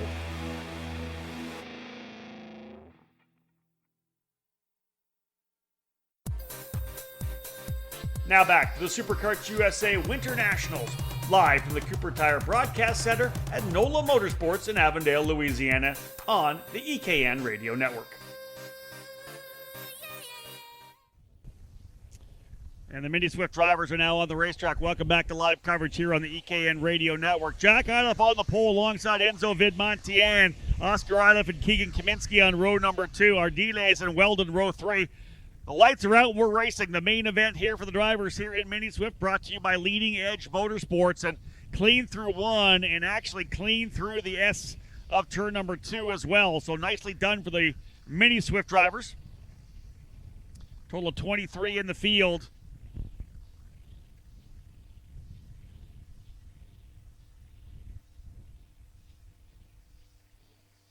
Those drivers working their way cleanly through this opening lap. Give you a full field rundown when they come across the stripe to get things underway. Again, say hello to those of you listening in at home, around the country, or around the world. Thank you so much for taking the opportunity to let us know where you are, where you're listening in from. We get a couple of DMs here and there. A number of you have posted where you're listening to on Facebook, Twitter, or Instagram. We love that too. Thank you so much. Jack Iliff out of the gates, I believe, as the leader. In fact, I think the Iliffs, the brothers, run a 1-2. Jack Iliff first, Oscar Iliff in second. The two Iliff brothers right there. Oh, no, trouble there for the 17 of Oscar Iliff. A little too wide on the exit of turn 17, and they're still right in the very start of the rumbles where you can drive off the track, the exit curbing. There's a bunch of water still right there, and I'll tell you, Oscar drove right across it and had to be very gentle in making sure he didn't bring the cart too aggressively back on to that runoff, because otherwise he could have found himself spinning in front of everybody. So a great job on the cart control there and the steering input for Oscar Iliff, but a potential for he and his brother to start to pull away a little bit there went by pretty quickly as he almost drove off the racetrack.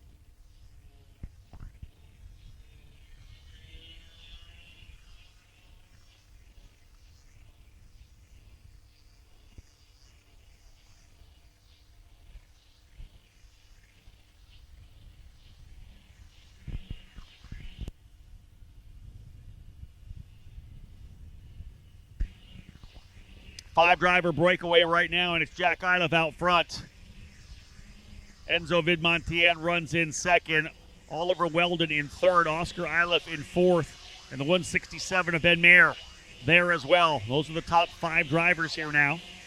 Santiago Duran runs in the sixth spot. Tyler Roberts in seventh. Derek Wargo in eighth. Reagan Seville in ninth. And Diego Ardiles in 10th spot. Mayer and Seville all both up 2 spots, or 4 spots rather. Asher Osteen up 5. Keegan Kaminsky did not have a good start. He fell back 12 positions. Kaminsky outside the top 10 into the 16th spot. Driver coming to a stop here. A little trouble coming out of the corner.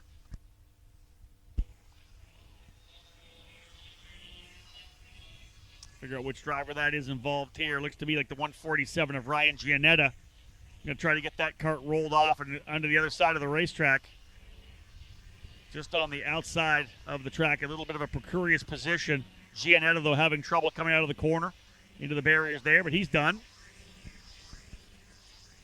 Vidmontien's gone to the lead with Weldon. Weldon into second. Now the Iliff brothers hooking back up again. Not the way they wanted. I think they would have liked to have been able to pull away. This time, running in third and fourth with Oscar leading the way. Oscar P3, Jack in the fourth spot, but they are definitely working together. We'll push all the way up the back straightaway now. Vidmontien, though, with the lead. Oliver Weldon second. Iliff in third. Iliff in fourth. Ben Mayer fifth. And a second and a bit back to Santiago Duran. Tyler Roberts runs in seventh. Reagan Seville 8th, Diego Ardiles in 9th, Asher Osteen 10th, 11th is Derek Wargo, 12th Vivek Canthan, 13th Johnny Stamps, 14th Landon Skinner, 15th Carson Weinberg, 16th Keegan Kaminsky, 17th Victor De Alencar, 18th is Alan Bonilla, 19th Jackson Glendenning, in 20th Alejandro Morena, in 21st Shea Aldrich. Talked about the fact that Ryan Gianetta already out, and Gage McNellis in the number 23 that did not start or did not come around to get lap number 1 in the books. 22 drivers took at least one lap, 21 still remaining on the track. Santiago Duran back there in 6th spot, literally urging his cart to get up there. He sees that lead 5 drivers, and he knows that unless he's with them, they're probably going to start to pull away. He's just going to be in no man's land for the next 14 minutes. 5 minutes down, 14 minutes still to go. 19 minutes plus a lap for these races.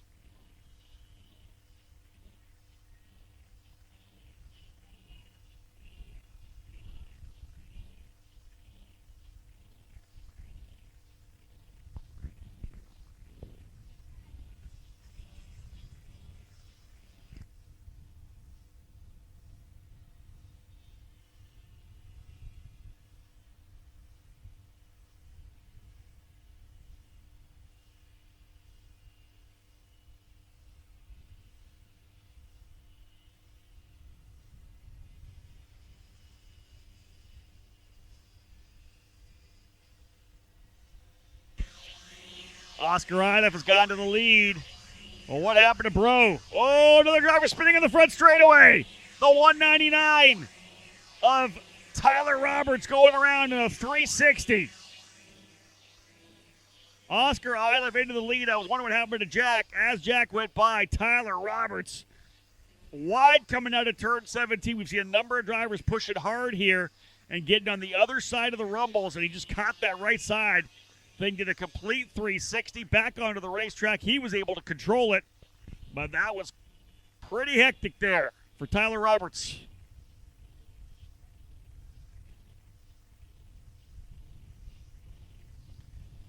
Tyler going to fall back significantly into the 13th spot, I believe, at that point after that incident. Not sure what happened to Jack Iliff to fall back, but his brother Oscar now out front. 109.555. Did a fast lap last time by. He and Enzo Vidmontian trying to line up here. Weldon not that far back in third. Ben Mayer has not given up. He's back in fourth spot, but probably about 3 or 4 tenths of a second back. Duran's been able to go now into fifth position. Iliff into sixth. 7th and 8th together. That's the 196 of Diego Ardiles and the 119 of Reagan Seville. Asher Osteen 9th, Eric Wargo 10th.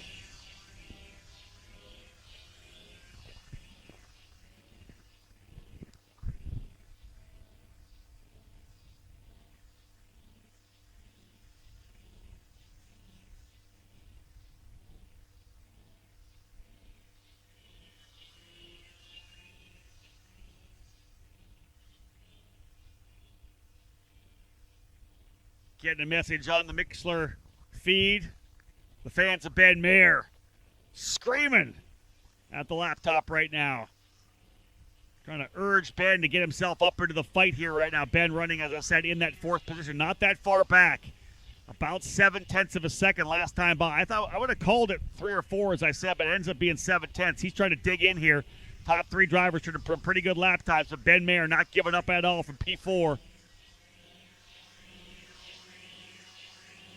He'll need to put some good laps in here pretty soon. He puts his best one in. A 109.551 for Ben Mayer. 2 tenths quicker than the leader. Getting it down to a full second back to the leader. But maybe more importantly, only a half a second to Oliver Weldon. That's going to be a help for both Weldon and for Mayer if he can get there. Because right now, Weldon a little bit in no man's land. Not close enough to be able to get the draft off of Vidmontian. It's about 3.5 tenths of a second. He's going to try to dig in here now. And yeah, there he goes. Weldon gets back on it. Weldon to within a length of Vidmontian again. All looks pretty good from 3 over to 7.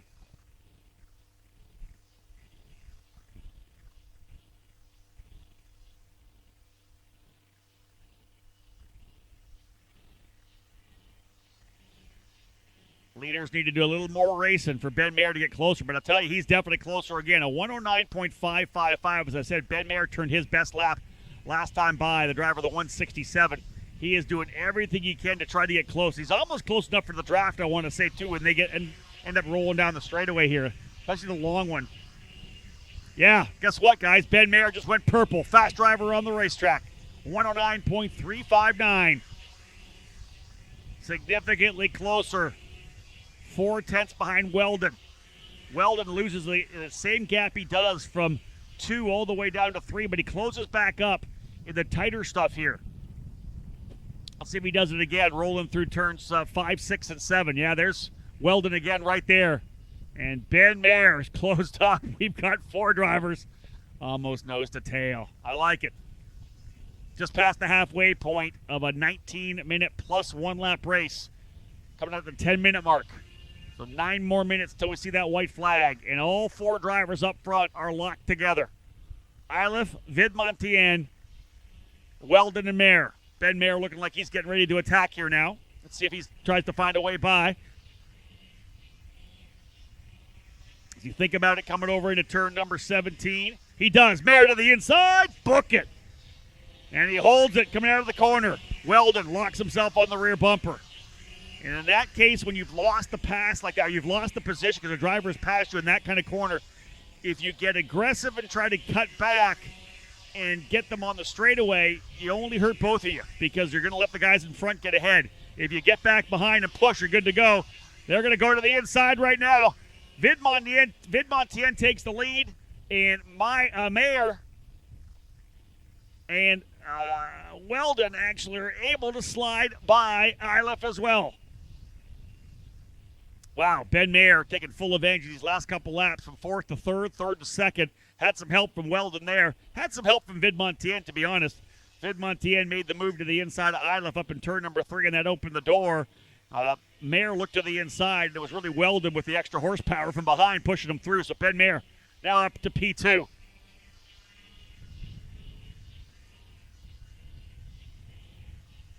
Vidmontien with a little bit of a breathing room, but I don't think it's going to last very long with the guys behind him teaming up as they are. Jack Iliff is caught back up here onto Santiago Duran as well, and is going to try to push him. I think they'll probably be quicker the other way around with Iliff up front and Duran in the second position there of that challenge spot, but they're good to go right now. And I think Jack's happy just to push him up the straightaway. Oscar Iliff in danger of getting dropped from the tail of this group here as well as Vidmontien, the leader, yesterday's winner. Ben Mayer, though, on the nitro right there with him.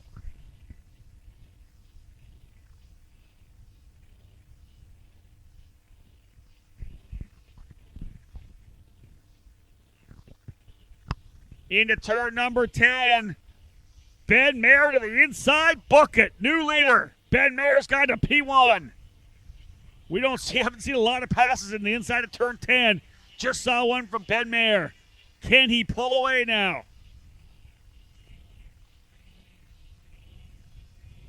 6.5 minutes still to go before we see that white. Ben Mayer now to the lead in the 167.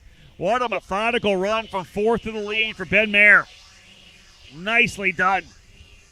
Vidmontien running second. Oscar Iliff third. Weldon fourth. Duran fifth. Iliff in sixth spot. Diego Ardiles in sixth. Reagan Seville in, Ardiles in seventh. Seville in eighth. Osteen up 7 spots to ninth. And Vivek Canthan now running in 10th.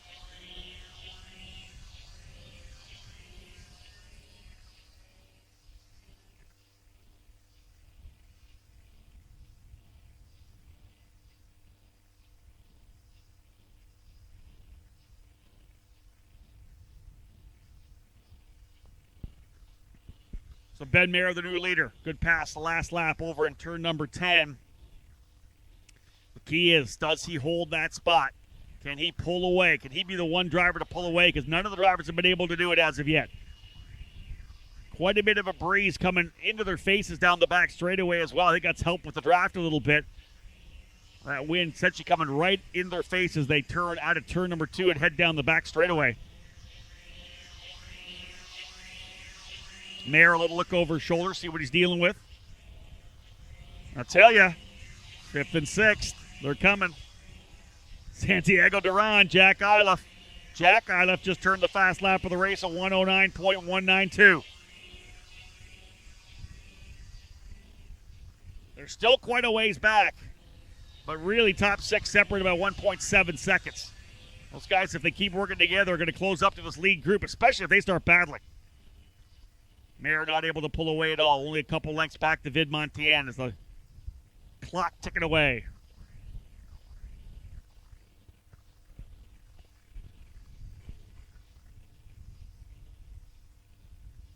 We'll keep an eye on Jack Iliff and Santiago Duran. See what kind of a gap it is there. Duran last time by was about a second back, 1.010. So essentially almost a full second, or almost an exact second behind Oliver Weldon, who runs P4. Vidmontien all over Ben Mayer. Duran and Iliff look to get their name inserted into the battle here.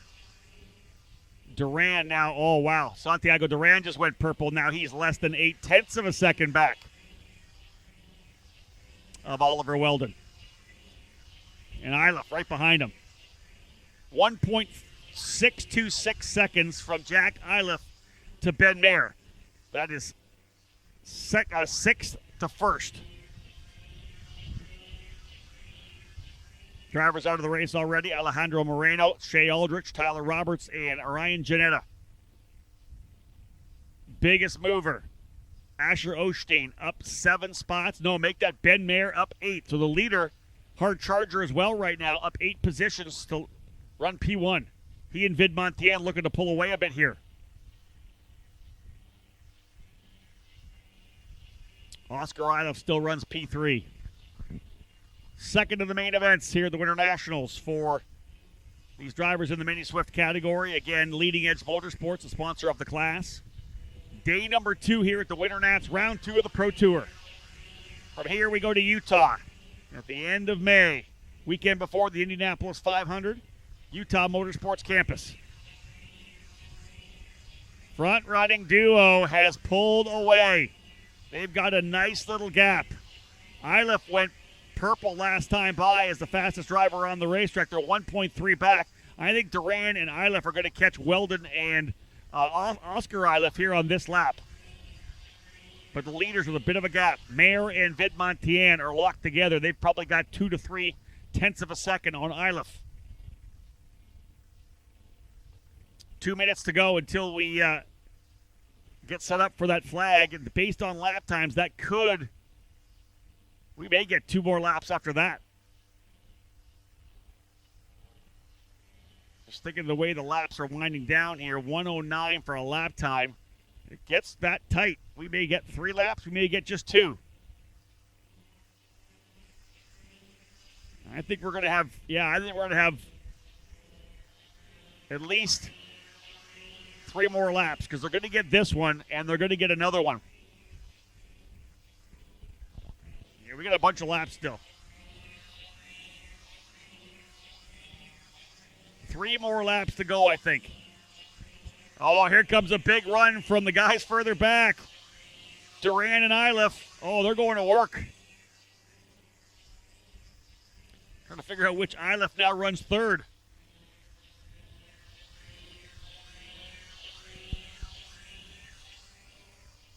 The speed the drivers are turning right now, they're going to get back here before the 19-minute mark. So 2 more laps to go, I believe. We're going to get through here on this one, then get the white flag next time by.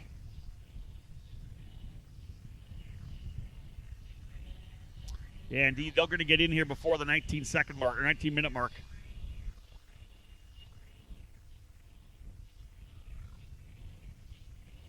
Ben Mayer still leads the way. Vid Montien looks very patient running their P2.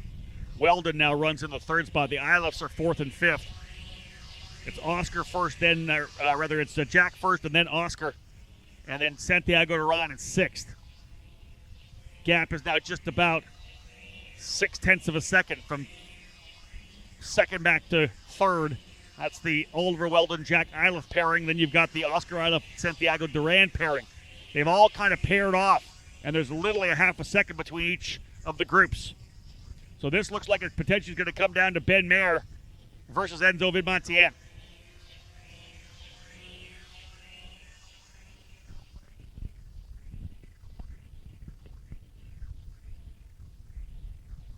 Through turn number 10 again. Ben Mayer, who has, as I said yesterday, such a run of success through his cadet career. It seemed like back in 2019, anywhere that Ben raced, he won at least one race. If it wasn't Saturday, it was Sunday. If it wasn't Sunday, it was Saturday. Always a victor in at least one of the races of a doubleheader in all the events that he ran. Definitely one of the top cadet drivers in the country, Ben Mayer, with Enzo Vid Montien, who's having a fantastic weekend. Vid Montien won yesterday. Trying to win again here today. A white flag has followed. Last lap for the drivers in Mini Swift. It's going to come down to these 2 drivers, Ben Mayer versus Vid Montien. Vid Montien's going to go to the inside, down the back straightaway. He'll take the lead into turn number 3. So Vid Montien goes to P1. Ilov and Weldon. Ilov 3rd, Weldon 4th. And now Weldon back to 3rd, Ilov now 4th. So Weldon back to P3. The amount of racing that's happening, P3 could still be in there. These guys going back and forth as they are. You can see these guys get back into it. Ben Mayer running right there in the 2nd spot. I don't think that's a bad place to be in terms of the way this racetrack lines up. Ben Mayer's looking to the inside of the inner S's. Wow! Into 12 and 13. Mayer takes the lead. Here comes Weldon back again. Oliver Weldon. Little bump draft.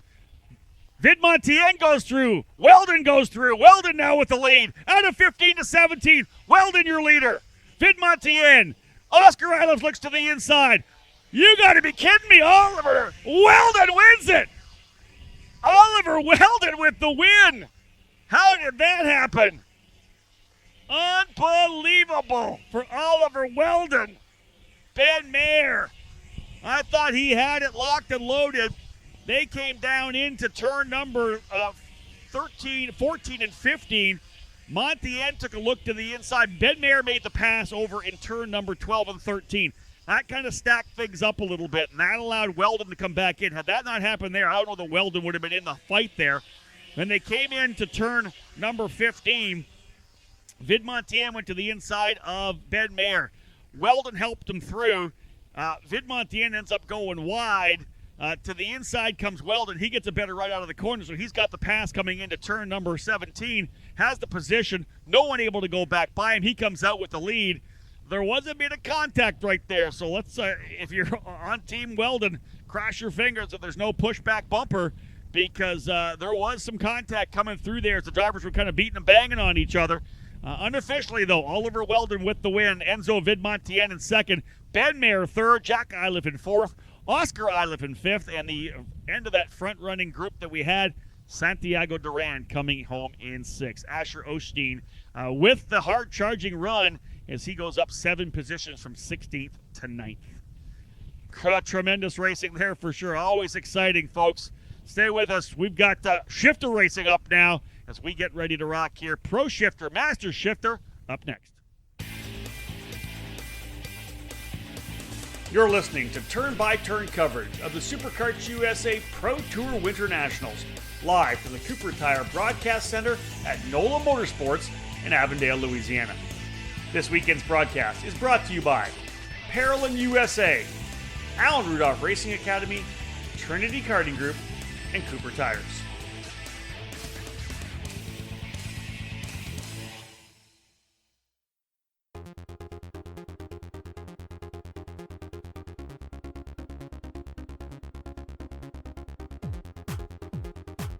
You can buy all the latest and greatest products on the market, but when you're karting to win, it boils down to one thing: you, the driver.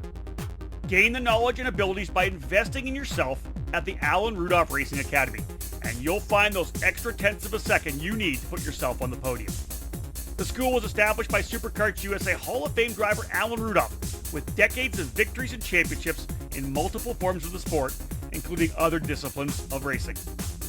The Allen Rudolph Racing Academy, located at the Speed Sports Racing Park in the metropolitan Houston area, is designed to teach driving skills at all levels. The instructors of the Academy have decades of racing experience and educating drivers of all ages.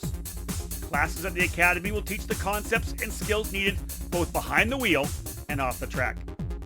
From the beginning kart racing experience and intro to karting courses, to their advanced 1-day and 2-day courses and karting clinics, the Allen Rudolph Racing Academy can improve the skills of any driver. For more information on the specific programs that the Allen Rudolph Racing Academy can provide for you, head to speedsports.com. Now back to the Superkarts USA WinterNationals, live from the Cooper Tire Broadcast Center at NOLA Motorsports in Avondale, Louisiana, on the EKN Radio Network.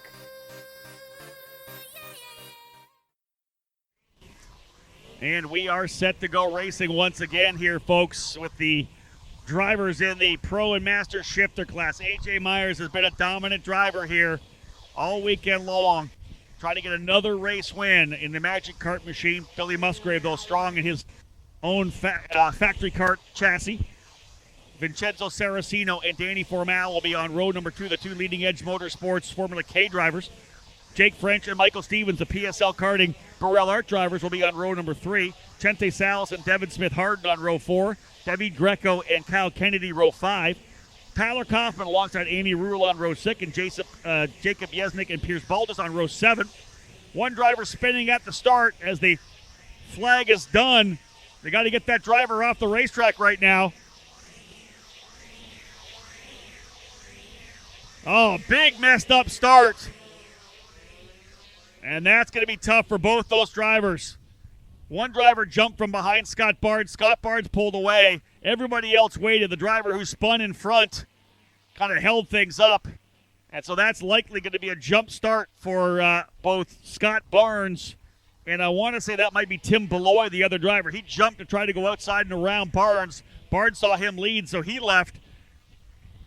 Jordan Musser held his spot. So I don't know what happened in terms of the actual race itself. Aaron Lyken's working his way back to get the yellow flag out because we've got, of course, a car off the side of the racetrack. Someone from the tail of the field had some trouble. I don't know if that was Andy Rule or Vincent Cara.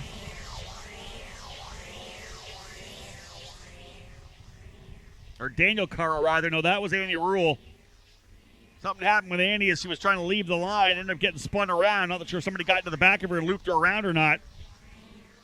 Scott Barnes is out to the race lead here now, but worried for Scotty that he may have got the jump start there. Whoever started behind him, trying to figure out who that was. I think that was Tim DeBeloy. I think he just jumped the start. Caught Barnes off guard and actually got into the back of Scott, was pulling over, so Scott thought he might have missed the light and jumped on off the clutch and tried to pull away, and everybody else was just waiting there.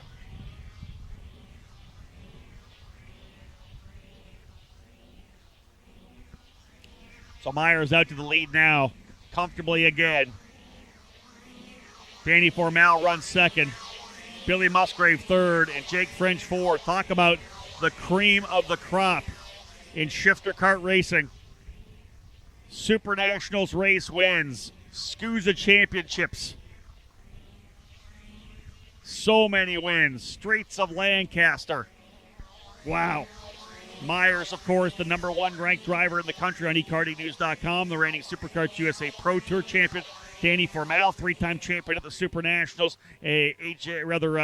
Billy Musgrave, four-time SuperNationals champion. Jake French, former SKUSA champion as well. Magic Kart, Formula K, Factory Kart, Burrell. Love it. Musgrave on the chassis that he has designed himself. The factory kart getting built in California, Southern California. They continue to work on that, prototype it.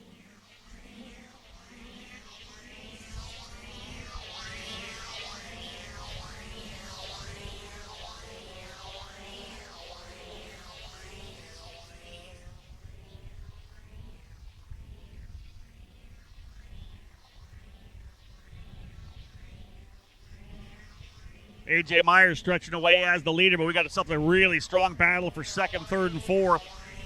Jake French, I believe, has gone to P2.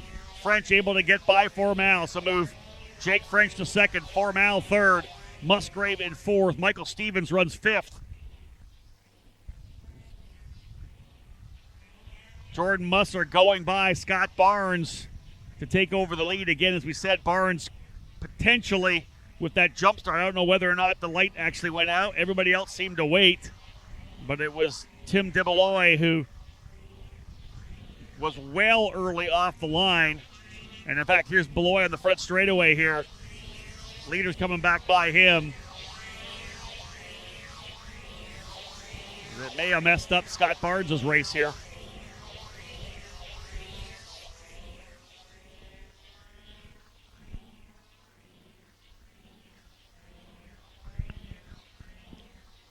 Myers laying down a 60.700. Fast lap of the race so far, very early on, as we said.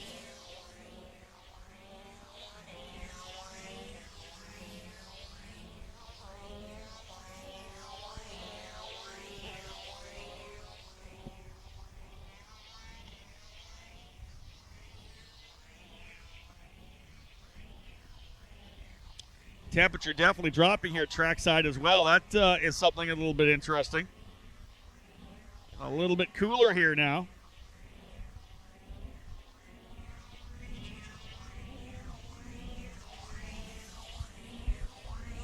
Saying 70 degrees, but the wind here obviously makes it much cooler. The wind has been pretty strong throughout the entire day.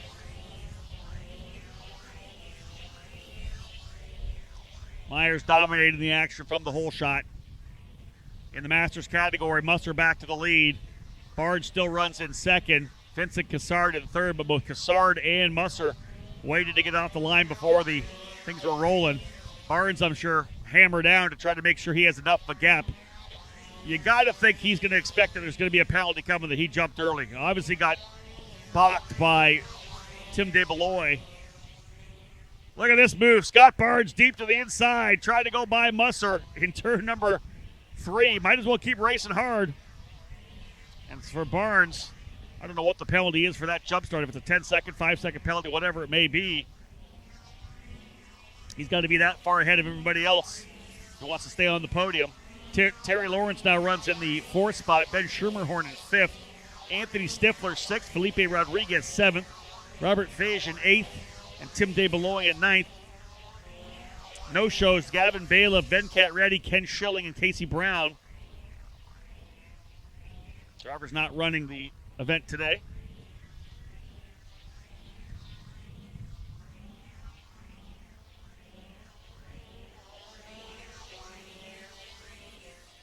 Where's Jordan Musser?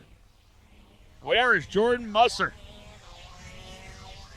Something happened with Musser.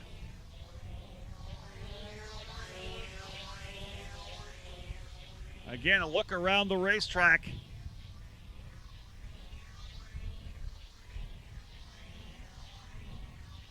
Musser did not come back around, so Barnes is your leader now. Scott Barnes, the leader.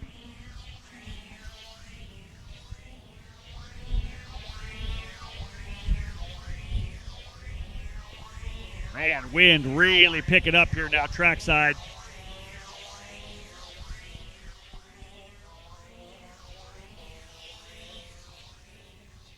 Well, that shakes things up. Jordan Musser out of this race, as is Tim DeBeloy.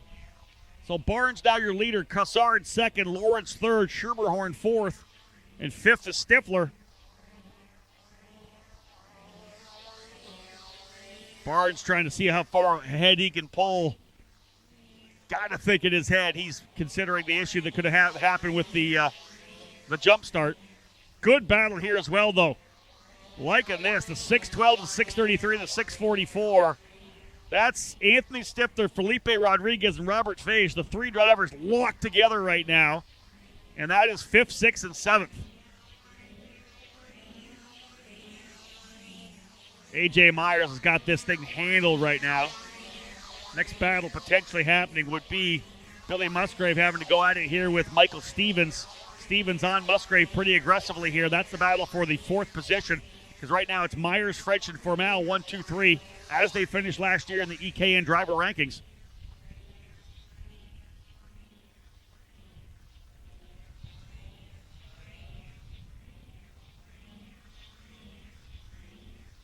Throughout the day yesterday, Scott Barnes battled it out with Vincent Cressard.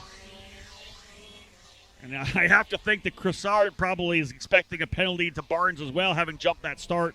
If indeed it was a jump, I can't actually see the lights from where I am, but Musser and Cressard, everybody else waited on the line while Barnes ripped away after getting balked there by Tim DeBeloy.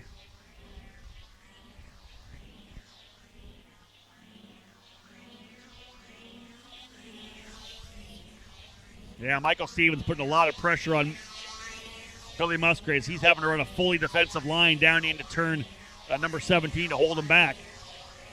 Vincenzo Saraceno now runs in 6th. Devin Smith Harden 7th. Chente Salas in 8th spot. David Greco in 9th. And Jacob Yesnick rounding out the top 10.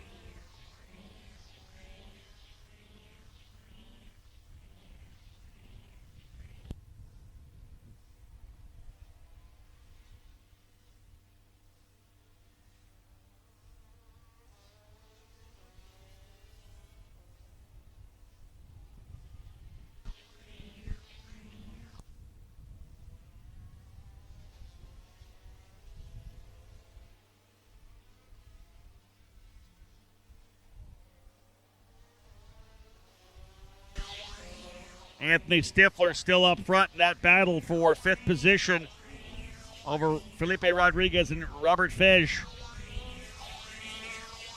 Scott Barnes almost 10 seconds ahead of Terry Lawrence, who runs in 3rd in the CKR.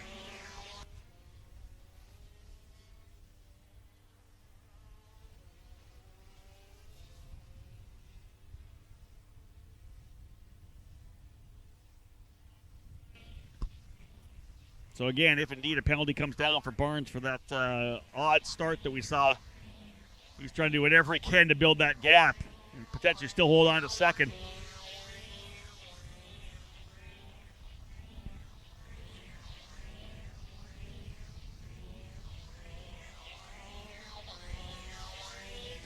A.J. Myers got it going on. Diving inside some of the drivers. In fact, that battle with Stifler and the rest of the guys here at the tail end of the Masters grid. He's onto that group right now, starting to work his way through there. Musgrave still holding off Stevens. Chente Salas trying to see if he can't find a way by Devin Smith-Harden. That would be for 7th spot.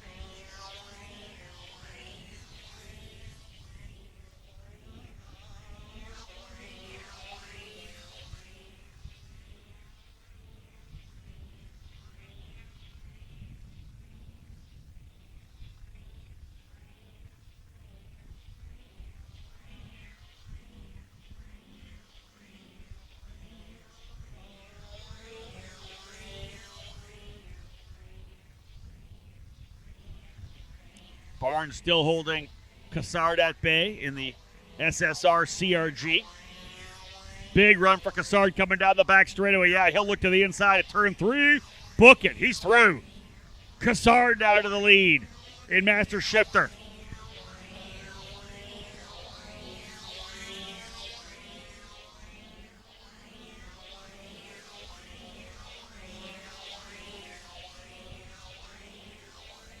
Oh, trouble for the 216 of Jacob Yesnick. Hand in the air. That might be a shift lever, a shift linkage. It's like he had some trouble coming out there. Yesnick pulling to the inside of the racetrack. Grabbing that shift lever coming out of 17.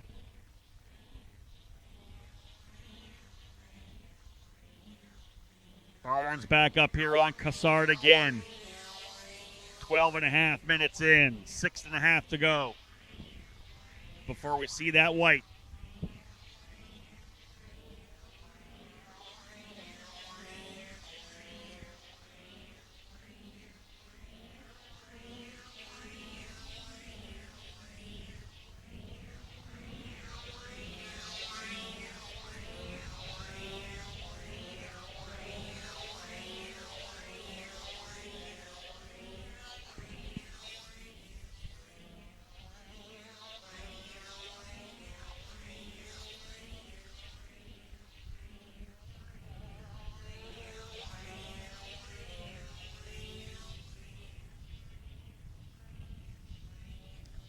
A.J. Myers now to a 4.6 second lead. It has been a dominant weekend for A.J. Myers and the Magic Kart USA,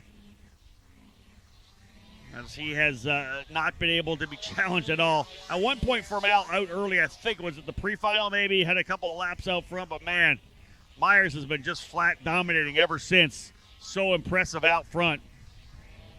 Myers actually closing up here now on the 613. Well, that's Terry Lawrence. I will say this, it may not have had as much traffic if it hadn't been for the spin at the start of the race, because they had to hold off on the start a little bit for the drivers in the Master Shifter class, simply because they tried to get the kart of Andy Rule off the racetrack. Stevens able to get by Musgrave, but Musgrave going to go back by down into turn number 13 to move Musgrave back into P4. That's that battle for 4th and 5th. Musgrave going at it with Stevens. Another driver off the racetrack on the exit. I want to say the exit of turn number, maybe the entry so much, exit of turn number 13 or 14 and 15. Figure out who that is falling down the order.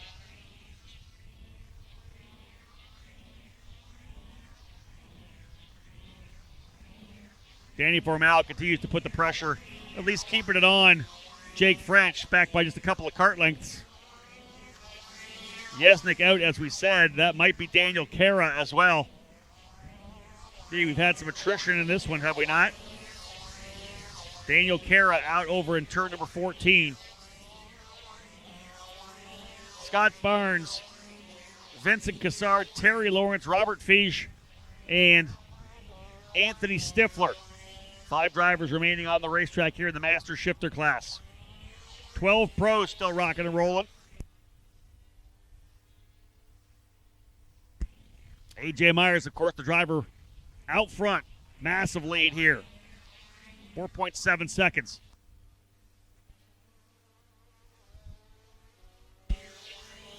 Scott Barnes trying to stretch away even more over the last couple laps. He's been able to get ahead of Cassard a little bit.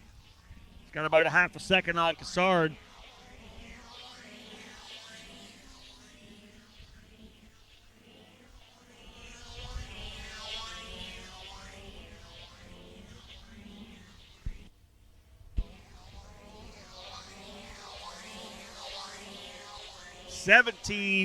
Probably 18 seconds from Barnes back to Lawrence in third. So whatever the penalty that could come down for Barnes, depending on what they assess on their look at the start line issues, may still hold on to that second position.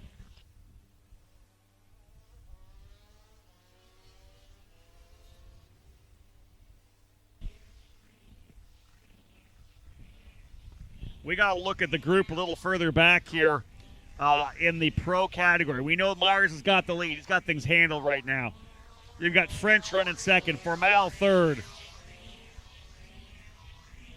Musgrave is in that lead group there in fourth.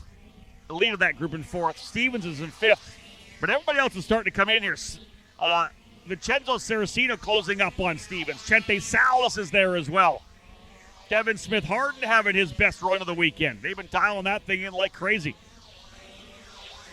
Have a lot of time with a new chassis, and they're getting it figured out. 2 minutes before we get a chance to see a potential white flag.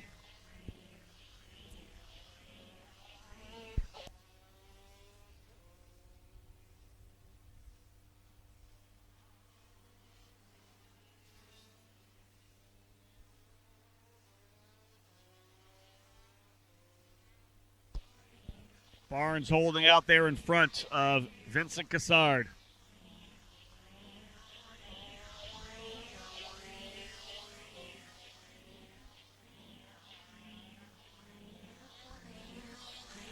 Based on Myers' speed,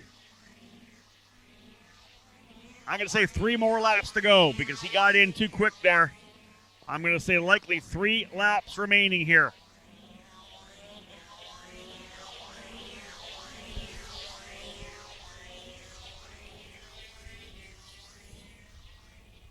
Indeed, by the time he gets back around, we won't be at the 19-minute mark yet. So A.J. Myers prolonging this race another minute.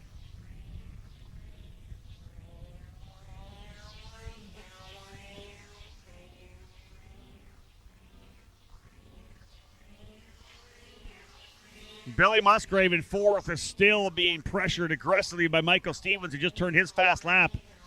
A 1:00.869 for Stevens, 1:01.196 for Saraceno. So he's falling back a little bit. Stevens trying to get after Musgrave, and the same thing, Chente Salas trying to see if he can't slide by Saraceno here.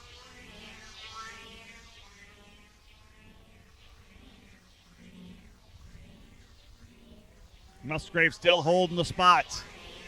There's your 19 minutes. A.J. Myers will see the white flag next time by.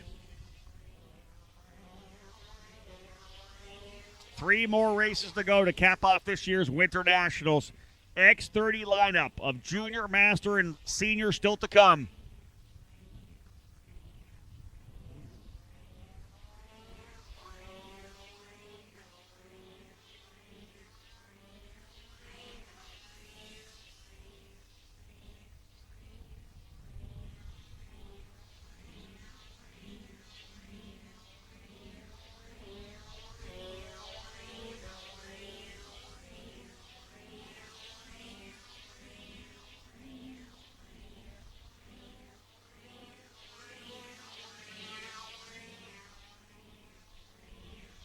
White flag flying for A.J. Myers.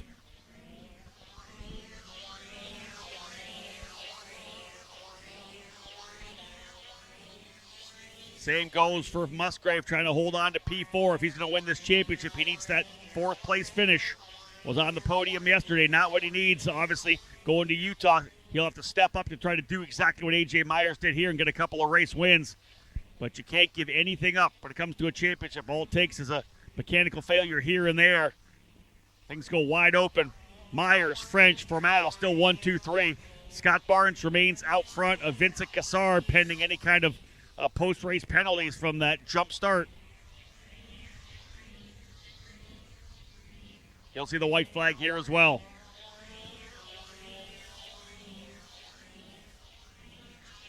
A.J. Myers came out right behind the two leaders in the Master Shifter category. He gets the race win.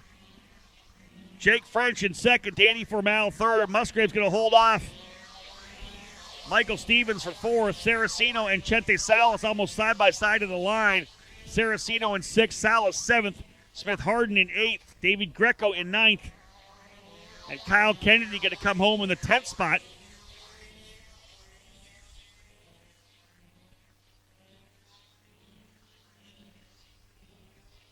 In the Masters category, Scott Barnes with the on-track victory. Vincent Cassard ends up finishing in second. Terry Lawrence third. Robert Fijian fourth. And Anthony Stifler rounding out the top five.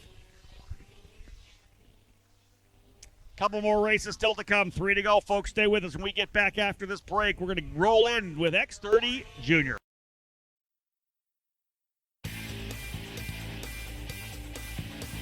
You're listening to turn-by-turn coverage of the Superkarts USA Pro Tour WinterNationals, live from the Cooper Tire Broadcast Center at NOLA Motorsports in Avondale, Louisiana.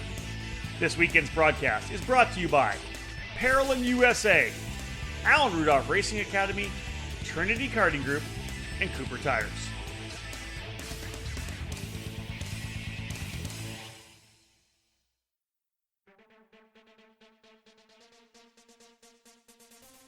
Everyone knows that Texas develops winning racers, and the Texas Sprint Racing Series is excited to start the 2021 season to get back to cultivating this talent.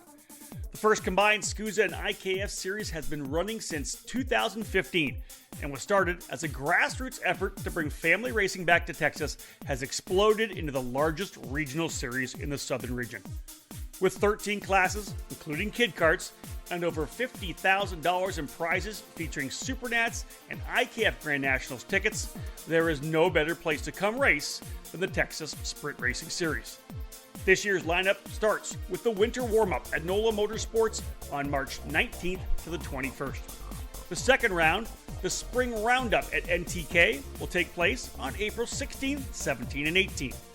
Next up will be the summer shootout at Speed Sports on June 11th, 12th, and 13th. And the fourth event is our midsummer mashup at the brand new Kart Moto facility in Crescent on July 23rd to 25th. Our fall finale brings us to another new for us track at Amarillo Kart Circuit on September 10 to 12. As always, our end of the year banquet dinner and raffle will be held on Saturday night of our final event in Amarillo with a free meal and lots of incredible prizes. We hope to see you join the TSRS family. For more information, head to TexasSprintSeries.com.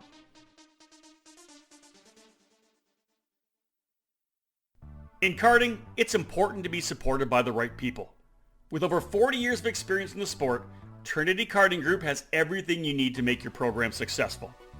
We do it all, and we do it right. Trackside support and arrive and drive programs are available in 2021 for the USPKS and the Superkarts USA Pro Tour and Super Nationals, with full product sales and service and professional coaching from our experienced staff. Trinity Karting Group is a full-service operation based at the Motorsports Country Club of Cincinnati, which gives us access to our custom-designed driver training facility. This allows us to offer private, one-on-one coaching to take you to the next level. Trinity Karting Group is also your Midwest home for Tony Kart and IAME, and we're your source for MG and Avinco tires in the region. Tony Kart quality cannot be beat, so call us today to put you in a new chassis for your next event. From arrive and drive and coaching programs to the parts you need, let Trinity Karting Group provide you with customer service and a racing experience second to none. Trinity Karting Group has a long history in the sport, a winning pedigree, and we're dedicated to driver development. We take pride in our professional approach and our positive attitude. Let us build a custom race program for you. Give us a call at 513-421-4463 or check us out online at trinitykartinggroup.com.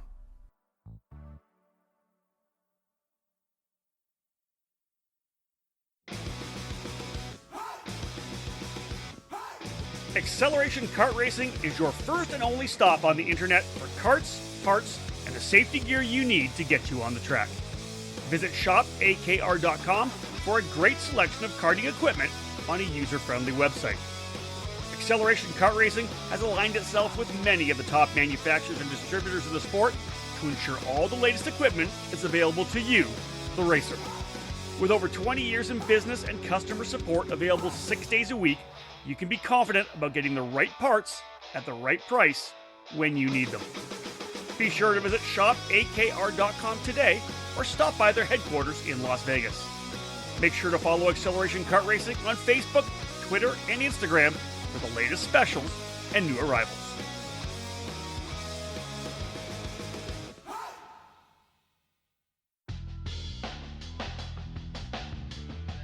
There's a new hot button name in American safety equipment, Stilo USA.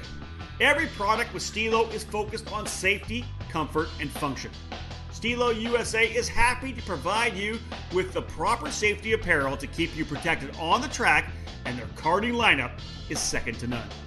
The ST5 KRT karting helmet is available for $599. Manufactured using a lightweight and extremely strong composite material, the KRT provides an excellent fit and comfort level due to its dual density interior foam lining, and it's equipped with a symmetrical visor that offers excellent vision and an effortless central visor locking system. The ST5 CMR standard was developed jointly by the FIA Institute and Snell Memorial Foundation to ensure safer and lighter weight helmets for the younger karters. Drivers rave about the superior comfort levels, lightweight construction, and the unparalleled field of vision. The perfect youth helmet is available for $549. Stilo didn't stop with their helmets either. The newly developed Carbon Curva Rib Protector is unlike any on the market, with its form-fitting solution to offer superior protection. Head to StiloHelmets.com to review these and many more products to keep you safe on the track. Stilo. Any competition, one helmet.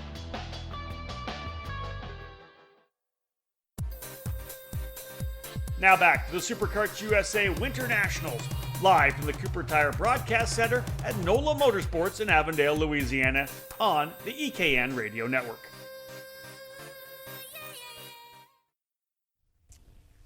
Cutting back in to get things underway here for the run through the X30 categories, because we've got 3 more races for you here, folks, to cap off our live coverage of this year's WinterNationals. Carson Morgan starting on the pole position. His brother already with a win in KA100 Senior.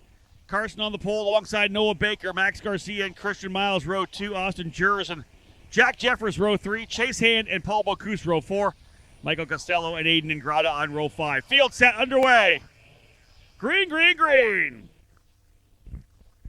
Now we are racing through turn number 1, another 19-minute plus a lap race. Ooh, couple drivers going around. One coming out of turn 1, one coming out of turn 2, and another driver 4 wheels off in the grass, able to try to get back on. So 3 drivers with issues. We'll tell you who they are when they get back around here. Otherwise, everybody kind of lining up nicely here.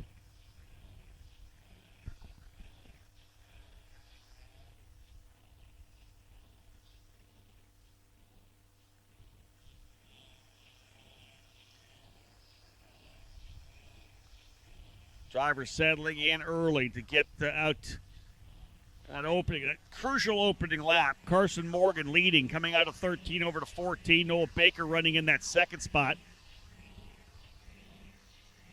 Third is the Will Power Kart of Max Garcia. Oh, aggressive move to the bottom for Christian Miles. Wow. He tucked his way into the inside of 17 to get by Garcia, who had been right up on the rear bumper of of Noah Baker. And in fact, Miles, he feels like he wants to go to the lead. He's looking for some help. Thinking about going to the inside. Couldn't quite get it done. Pulled out the outside of Baker coming down the straightaway, but wasn't able to get the pass done. But he made a really strong, well-placed move, assertive move to the inside of Max Garcia going through turn number 17. And I don't think either guy's touched. Garcia gave him just enough room to make it work. But, Christian Miles seems like he's ready to go on the attack right now in the Mike Doty Racing entry. Garcia 4th, Jers 5th first time around. Jack Jeffers in the 5th, 6th spot. Remember, Jeffers coming from the tail of the field, one of those drivers on the slicks in our super wet KA100 Junior race, able to come up to P3. There goes Christian Miles now down the inside of Noah Baker. Miles now goes into the 2nd spot. Chase Hand going to get caught on the outside here. Trying to hold that spot coming through turn number 1. We're behind him, a couple of shaking and baking. He goes to P6. Going to get right up the driver in front of him. Hand and Jeffers. 4-driver breakaway, though. Morgan, Miles, Baker, and Garcia.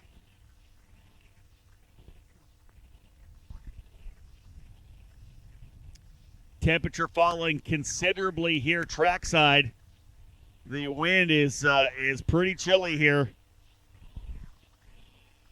Saying 70 degrees. I think it's probably a little bit chilly here than it feels like.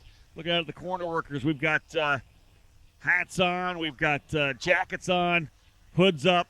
It's a lot chillier here than it was, and it has been. We're going to push the sunlight a little bit here, to be honest with you, I think. 4 o'clock. Sunset at 7:17. We're going to be obviously not that late, so I think we're going to be okay. It just feels a lot darker than it is.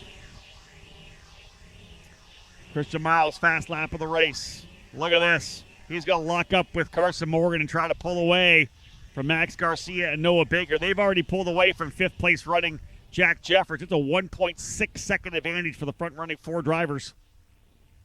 Christian Miles, though, right there with Carson Morgan.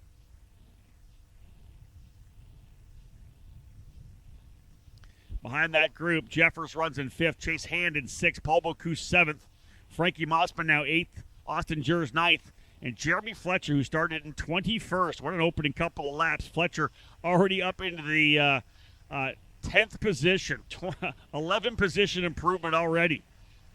Parker DeLong started deep in the field as well in the 23rd position. DeLong now up into 14th spot, but maybe for both those drivers too little too late, because the lead group able to stretch away nicely here. Jeffers still runs in 4th or 5th. We'll look at the gap between Jeffers and that lead group. He'd have to turn some purple laps. That's a 1.6 second gap from Baker back to Jeffers 4th and 5th. Morgan just went purple, and Christian Miles closes right back up on him to push him away.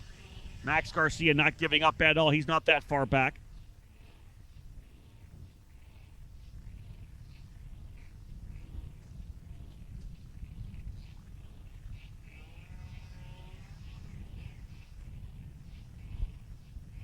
Those drivers involved in the early instance, Cameron Brakeman being one. Kekai Hawanio in the 721, and I think Cole Kleck might have been involved as well. No, actually it was Aiden Ingrata, I think, so Cole Kleck's at the tail of the group still. But a ways off. This is not the great run Cole Kleck had earlier, that's for sure. Yesterday, really good day. A rougher one today.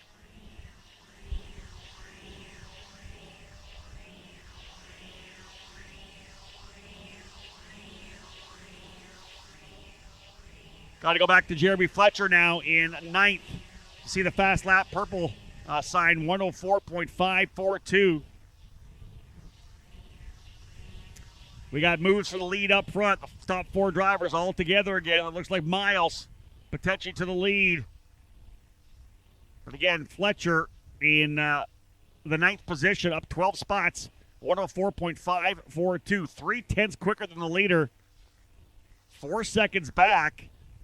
13 minutes still to go. Let's not count out Jeremy Fletcher yet. He can keep getting faster and faster laps. We'll see. He's actually at the tail, actually working his way up to the tail. I think he's actually running 8th now.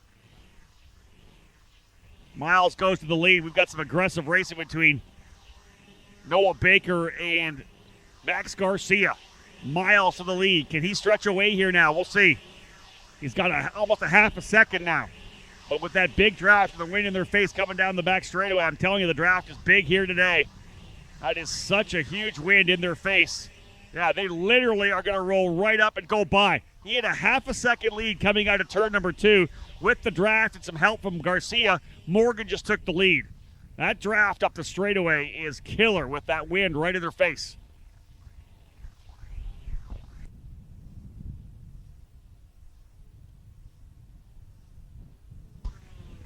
Yeah, indeed, pointing out that it looks like they have almost turbo. They have so much horsepower. It looks like at least so much draft coming up. They just punch. Whoever's up in the lead's punching the wind coming down that back straightaway because the wind is whistling right now. Jeremy Fletcher into the 8th spot. He needs to have a couple of good laps. He was actually another half second faster than the leader last time by. He is now in to the 7th position. Jeremy Fletcher from 21st is coming on strong. Do we see another purple lap here soon? Not yet. Right at the same lap time as the leader. 2.7 back in total. When Fletcher gets out front here, the only problem is he'll be punching the air. Yeah, look at this. There goes Turbo again. Boom, by to the inside. Miles takes the spot. It is unbelievable what this draft is doing on the back straightaway. Watch for Fletcher to work his way to the front of the group he's in right now. Jack Jeffers and Frankie Mossman in front of him. The key is whether or not they're going to be able to get closer. What they're going to need is those guys up front to continue to battle, and then, if they're lucky, get a bit of that draft. Even a little bit of the draft that allows them to close up. We know that Fletcher, one of the fastest drivers on the racetrack right now. Up 14 positions. Parker DeLong up 13. He's into the top 10 as well. Parker DeLong still coming. He's not done.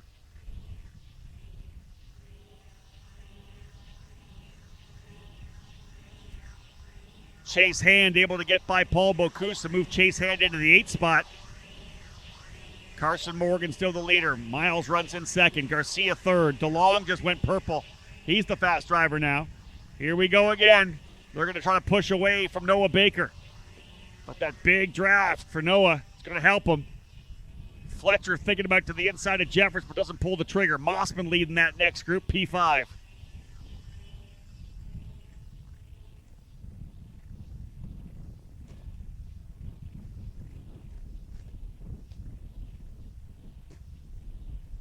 Carson Morgan still leading the way. They didn't try to go by this time.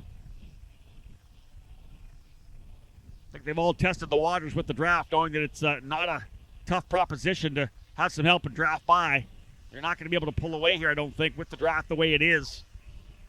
Fletcher has got stuck. He has not been able to get by Jack Jeffers yet. And Fletcher not able to get by, rather Jeffers not able to get by Mossman. We do have a move for 2nd as Garcia's gotten to P2, I believe. Indeed he has. And that's going to put Christian Miles back actually into 4th because Noah Baker just went by as well. Here comes the Turbo again. Big run down the straightaway with a big draft. They all line back up. Let's look at the gap between the tail of the front-running quartet and then Mossman, Jeffers, and Fletcher last time by. Mossman 1.3 seconds behind Baker. We'll see what the gap is between 4th and 5th to see if we can end up with a 7-kart lead pack. Parker DeLong right there with Chase Hand as well. DeLong in 9th position, started all the way back in 23rd.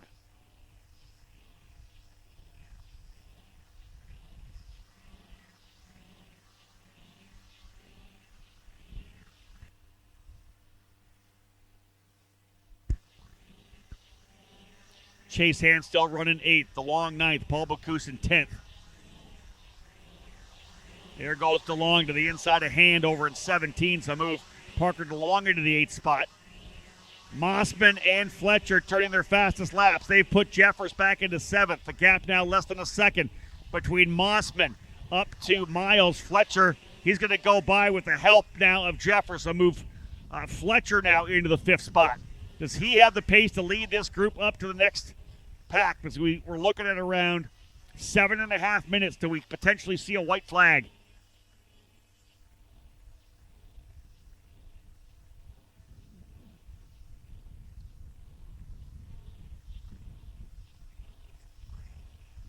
That second group of Mossman now led by Fletcher. So Fletcher, Mossman, and Jeffers looking to close back up here. Jeffers has gone by as well, so move Mossman back into the 6th spot, or 7th actually. It's Fletcher, Jeffers, and Mossman, and they are definitely closing up here on this lead group. There is no doubt about it. Yeah, we're going to get, I want to say potentially a 7-kart battle because Jeremy Fletcher just went purple, and he doesn't even have the draft of the lead group yet. 104.177 for Fletcher. That wind is making it chilly here. It's going to change the way these guys think about tire pressure.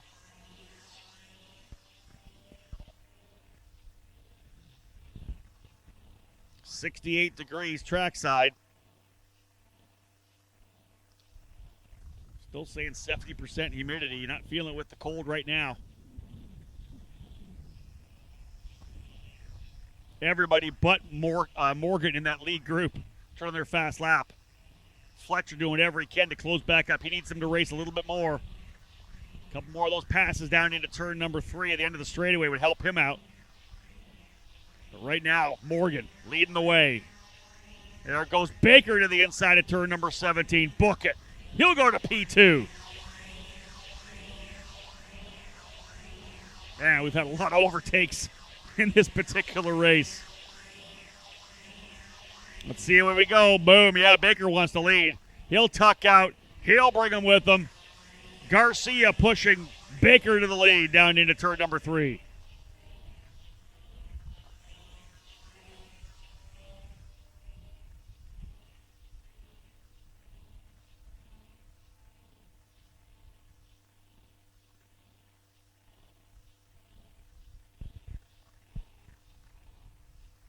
So Baker now the leader. Had a little help, of course. You got to have that help, I think, to go for the lead. I would not be surprised to see, let's say, Garcia goes by, or maybe even Morgan getting some help from Miles this time. Fletcher trying to close back up the gap about a second. That's going to be a little less now. Fletcher's having a pretty good lap, and they're racing in front of them. Yeah, it's down to probably 6/10. Coming across the line. Yeah, .614. Fletcher closing. He's going to get some draft here. He's just got no help behind him. Jeffers not close enough. Christian Miles actually going to go by Morgan at the end of the straightaway. Morgan's going to try to hold him off, and he does. Instead of pushing him back closer, Miles was thinking about going to P3. That is not going to work at all because that's going to bring Fletcher in.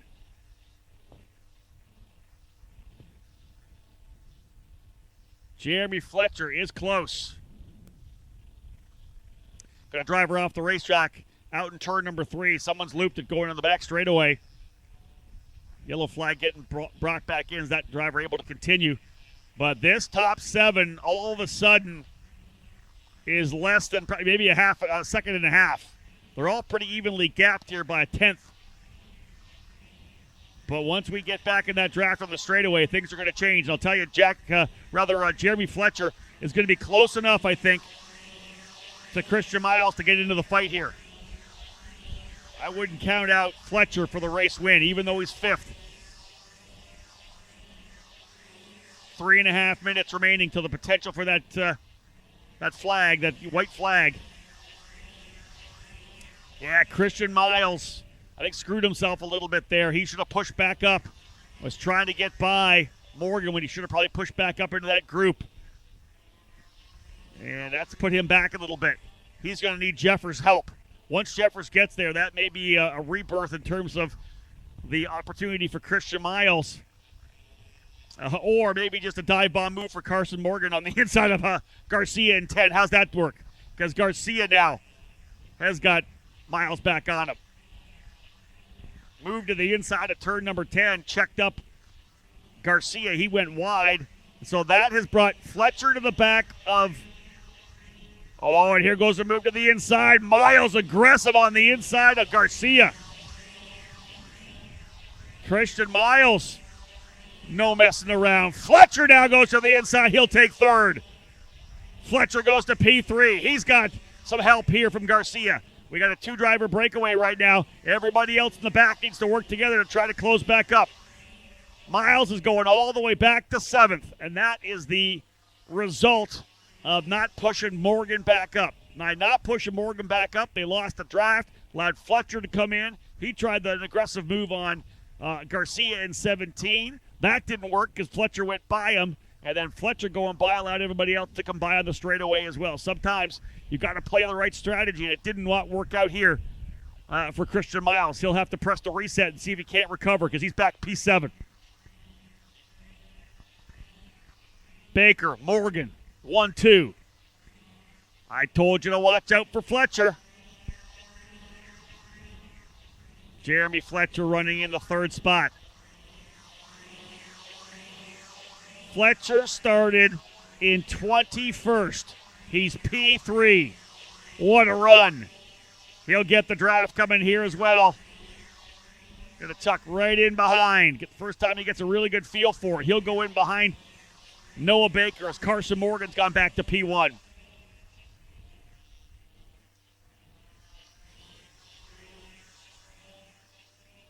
At least 2 more laps to go. Maybe 3. Not 2. Yeah, they're not going to get the white flag this time by. But they will get 1 more. So 2 more laps remaining, I believe. They'll get the white flag next time they come around. But a minute still to go.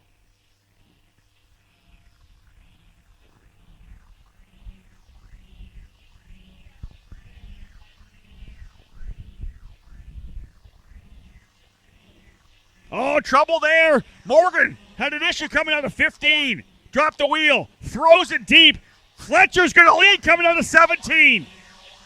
Jeremy Fletcher, your leader. They're 3 wide down into turn number 1. This all coming from a little miscue from Carson Morgan, who goes to the tail of the top 7. Morgan came out of 15, went 2 wide, dropped 2 wheels off the racetrack, had to gather it back up.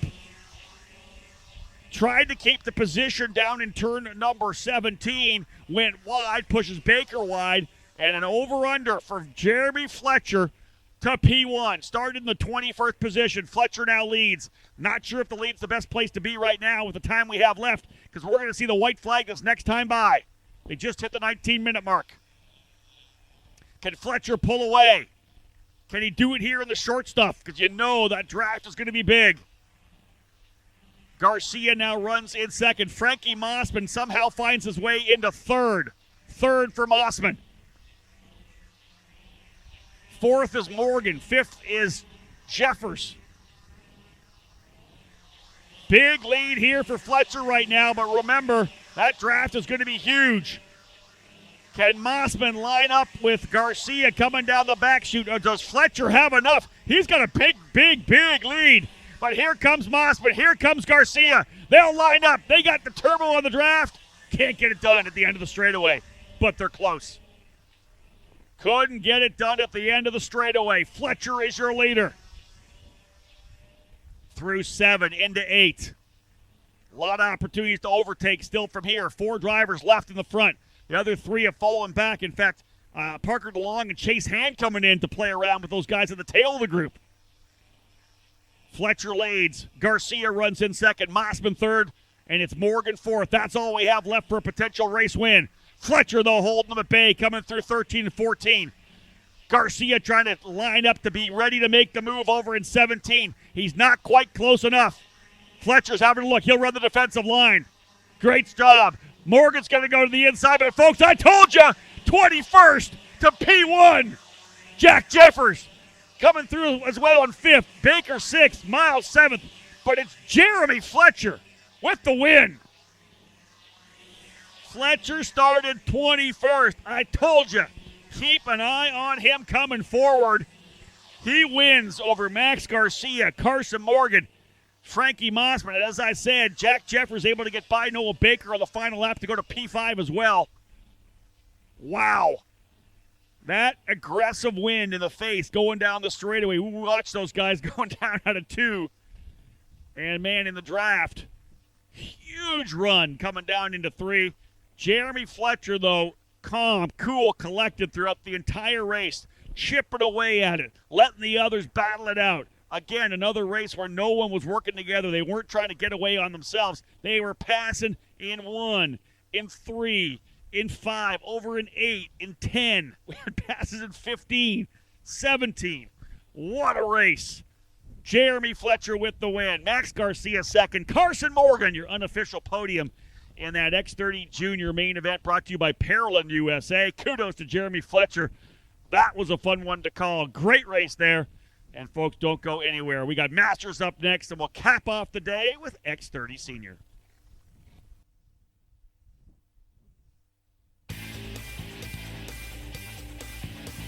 You're listening to turn-by-turn coverage of the Superkarts USA Pro Tour WinterNationals, live from the Cooper Tire Broadcast Center at NOLA Motorsports in Avondale, Louisiana. This weekend's broadcast is brought to you by Parolin USA, Allen Rudolph Racing Academy, Trinity Karting Group, and Cooper Tires.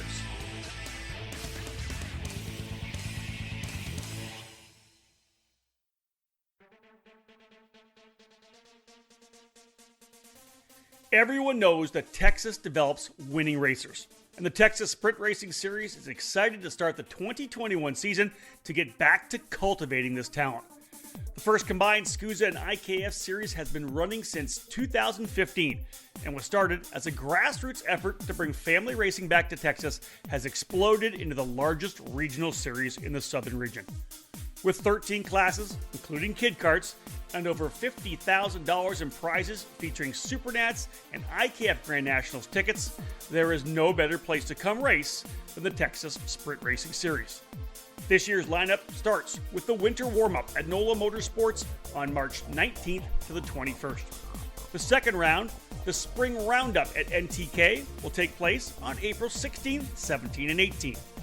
Next up will be the summer shootout at Speed Sports on June 11th, 12th, and 13th. And the fourth event is our midsummer mashup at the brand new Kart Moto facility in Crescent on July 23rd to 25th. Our fall finale brings us to another new for us track at Amarillo Kart Circuit on September 10 to 12. As always, our end of the year banquet dinner and raffle will be held on Saturday night of our final event in Amarillo with a free meal and lots of incredible prizes. We hope to see you join the TSRS family. For more information, head to TexasSprintSeries.com.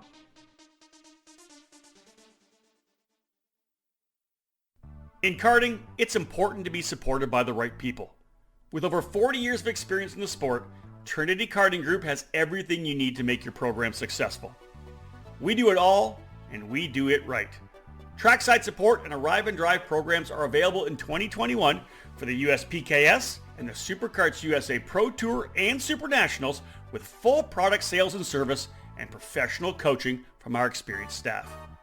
Trinity Karting Group is a full-service operation based at the Motorsports Country Club of Cincinnati, which gives us access to our custom-designed driver training facility. This allows us to offer private, one-on-one coaching to take you to the next level. Trinity Karting Group is also your Midwest home for Tony Kart and IAME, and we're your source for MG and Avinco tires in the region. Tony Kart quality cannot be beat, so call us today to put you in a new chassis for your next event.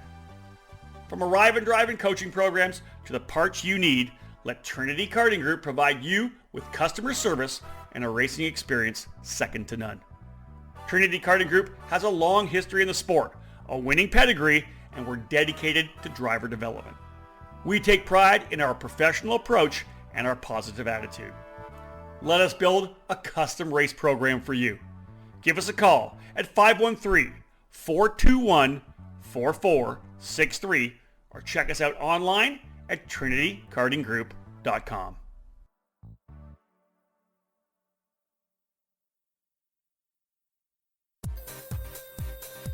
Now back to the Superkarts USA WinterNationals, live from the Cooper Tire Broadcast Center at NOLA Motorsports in Avondale, Louisiana, on the EKN Radio Network. Welcome back to live coverage here of the Superkarts USA WinterNationals at NOLA Motorsports. Rob Howden alongside Alicia Hodapp. Wow, that was an unbelievable finish. What a great race in the X30 Junior category. Man, the wind that we had coming down that back chute really shook things up. We're going to jump, though, right into it. The drivers getting ready to come out of 17 to start off X30 Master. The class brought to you by Comet Kart Sales. Another 19-minute race plus one lap. Jess Peterson, yesterday's winner, starting on the pole alongside Mario Barrios. Eric Molinari and Danilo Ramalho will be on row 2. Manuel Gaia and Glauber Gennaro on row 3. Michael Oriema and Wilmer Valentin Jr. on row 4. And Francisco Marquez and Curtis Terry on row number 5. Green has been given. Drivers underway. Quick 3-driver breakaway. 2, almost 3 wide down the back chute for 4th, 5th, 6th, and 7th.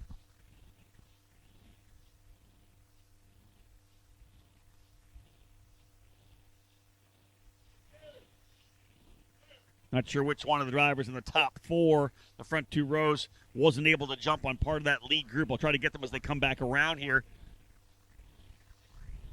I think it might have been Ramalho. I think he got shuffled back a little bit. Indeed, Danilo Ramalho back a little ways.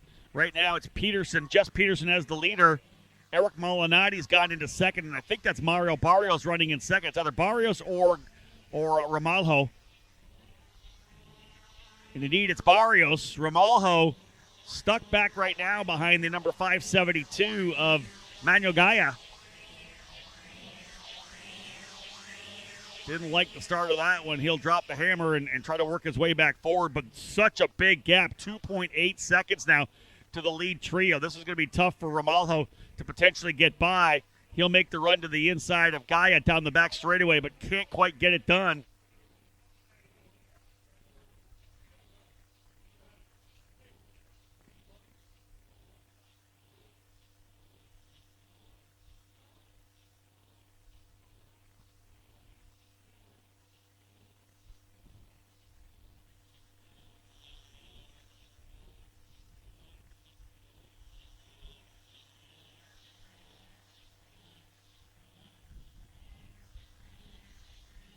Jess Peterson leading the way now.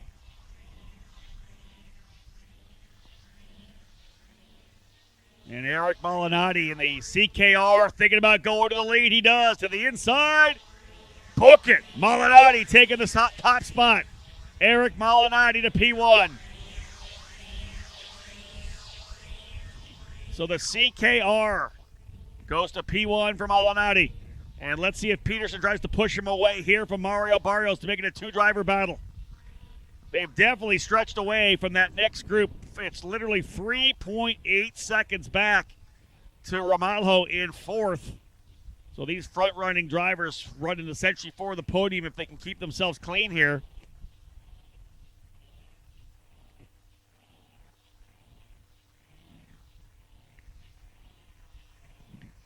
X30 Senior drivers will be working their way up to the grid momentarily.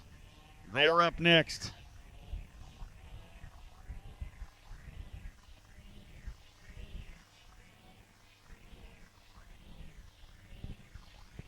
Molinari still leading the way now.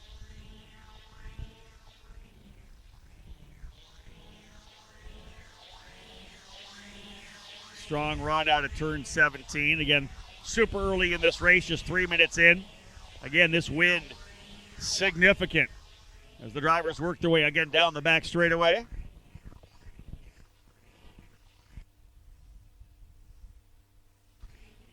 It's getting chilly here. And I just got a special delivery from Trinity Carton Group, a nice green tea. Thank you very much. Keep me warm. Throat's a little sore indeed. Alicia said, Andrew voice. Yep, it's a little scratchy. It's been a while since I've been on the mic in early January, but thrilled again to be back down here to have EKN as part of the Superkarts USA Pro Tour. We've been, again, the primary and media partner for Superkarts USA with this Pro Tour, announcing all these races. Last year would have been the first event on the Pro Tour I would have missed. I was in St. Petersburg for the IndyCar weekend and rode the Indy. Wasn't going to be able to be here. Turn that around, and with the COVID-19, I have not missed a race, which is great to keep the streak going. Looking forward to Utah already, and Utah Motorsports Campus. We saw some tremendous racing there back in 2019. big run here for Jess Peterson. Yeah, Jess is smart. He's been around a long time. He's not trying to go by now. He keeps looking over his shoulder a little bit here and there, seeing how far away they are from Mario Barrios, and that's the idea. They can keep Barrios behind them, keep stretching away. Right now it's about 0.6 of a second. You got to keep pushing. Oh, no, driver off. A driver has gone off. That's Molinati, I think. Driver has gone off over in turn number 8. The lead, is that the leader? It was. An issue with the leader in turn number 7. He pulls off in turn 8. Molinati had a podium finish, if not a race win. And he is off the racetrack. And he walks away dejected. Molinati cannot believe it. They had the CKR chassis up front, and it was going to be a podium finish. This is going to likely bring Ramalho Argaya onto the podium. Cannot believe it. Feeling bad for Eric Molinati. What a great run he had. Changes the complexion of this race. It's now a 2-driver battle, and potentially Jess Peterson may be able to pull away.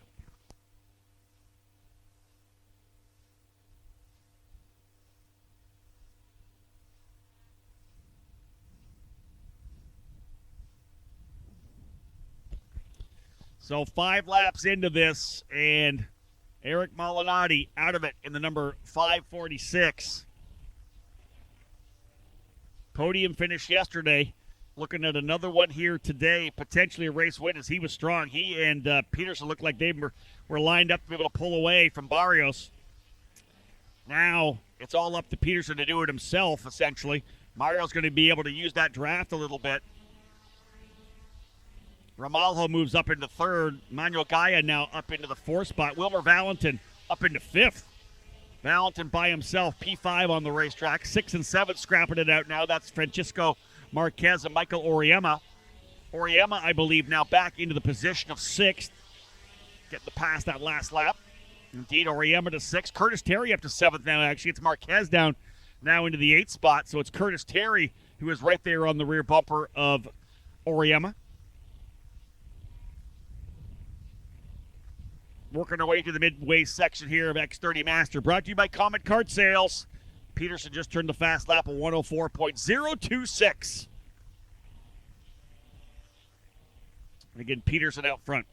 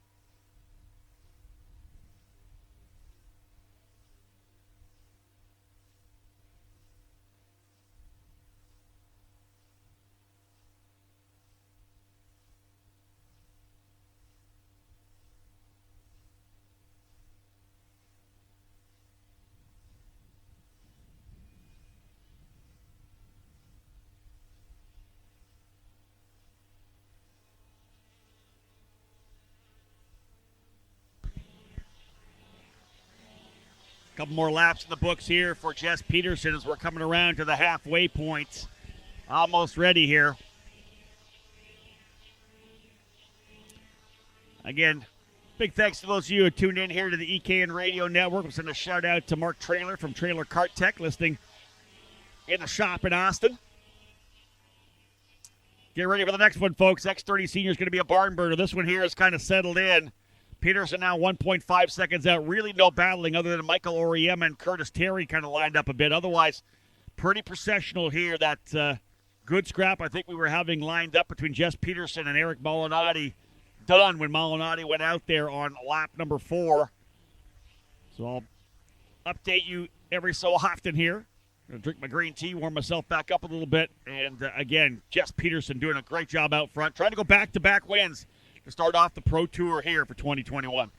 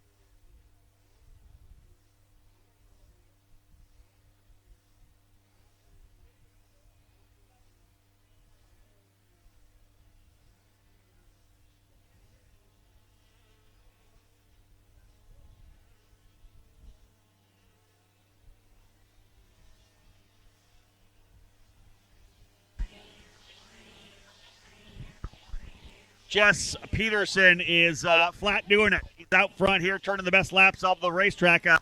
Last time by 4/10 quicker than Mario Barrios in the lead now. 2.5 seconds for Jess Peterson. Barrios runs second, Ramalho third. Again, as I said, no battles at all on the racetrack right now. Michael Oriema able to get away from Curtis Terry, although Oriema closing up on Wilmer Valentin for a potential run in the top 5. And indeed, closing right up here now. About 6.5 minutes left before we get to that 19-minute white flag opportunity. And yeah, Michael Oriema is closing up on Wilmer Valentin in P5. Last time by was quicker by about 0.4 of a second. He's almost there. I got to think that Oriema's going to make a move for P5 here pretty soon. Michael running the Superkarts USA Winter Series this year as well, prepping up for the Pro Tour. Looking good on Wilmer here.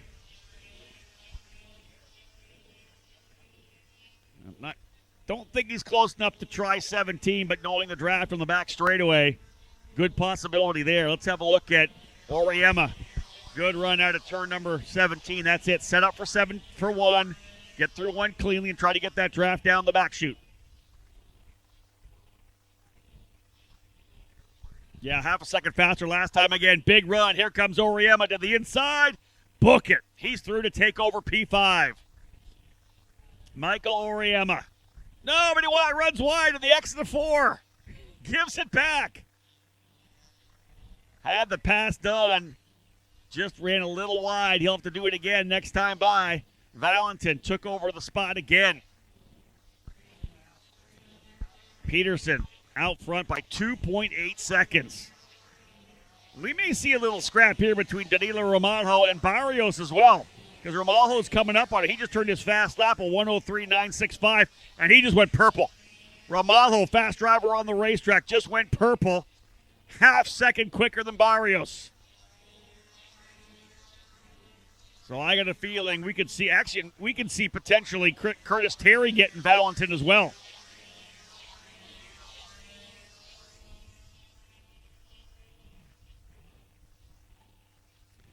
Ramalho most definitely closing up on Barrios. This time, Oriema not near close enough, or as close. He will go to the inside, not enough. It's about getting that good run out of 17 and out of 1 to be able to get that pass done. Curtis Terry coming up to try to be part of the action as well. Terry in the number 569. This is the battle for 5th, 6th, and 7th.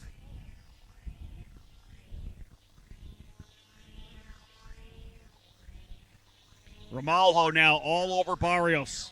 I thought the top 3 looked pretty locked, but Barrios pretty consistent times. But Ramalho, another purple lap. He's just coming on strong here now. 103.898. Ramalho will tuck to the inside of Barrios coming down the back straightaway. Mario doesn't want to give it up. No choice in the matter, though. And Ramalho through to take over second. Every point counts when you're talking about a championship that will be waged all the way through to Newcastle in the Summer Nats. This time, Oriema's close enough. That draft is going to work. Yeah, he'll pull alongside here midway through. And Michael Oriema, has got the spot. Didn't make the same mistake this time. Oriema in the 523. Sliding into P5. Curtis Terry coming on strong, too.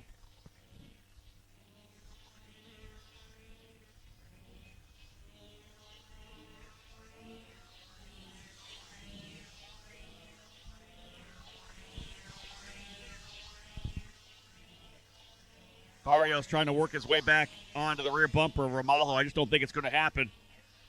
Danilo's super quick. A couple tenths quicker than Peterson as well. Now the gap, way too much. 3.6 seconds of lead for Peterson now. He's going to take this one home. Wilmer Valentin's got to watch out for everybody else coming on him here. He had a good run up there in P5. You always get Masters drivers get a little tired here in the last little bit. 2.5 minutes to go before we see that white. So at least 3 laps remaining. X30 Senior will be up next to cap off the day, cap off the weekend.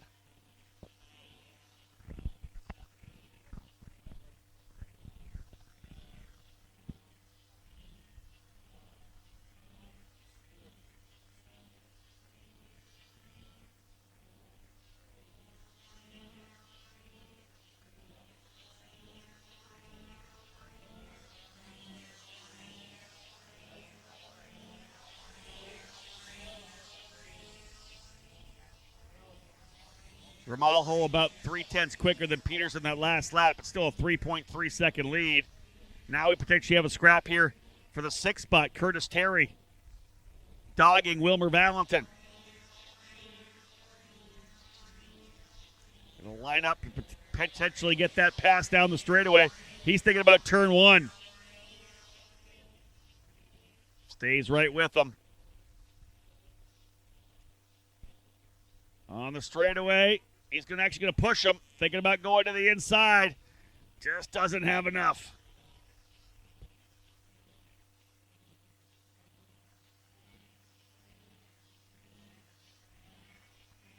Oriema stretching away a little bit there as well to get that position locked and loaded.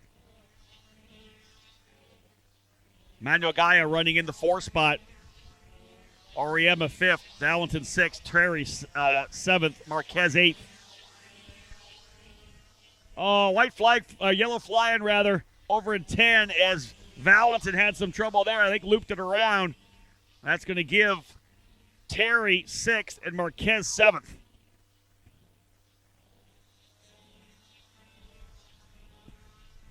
White flag is going to be shown to Jess Peterson this time around. So 2 laps remaining here.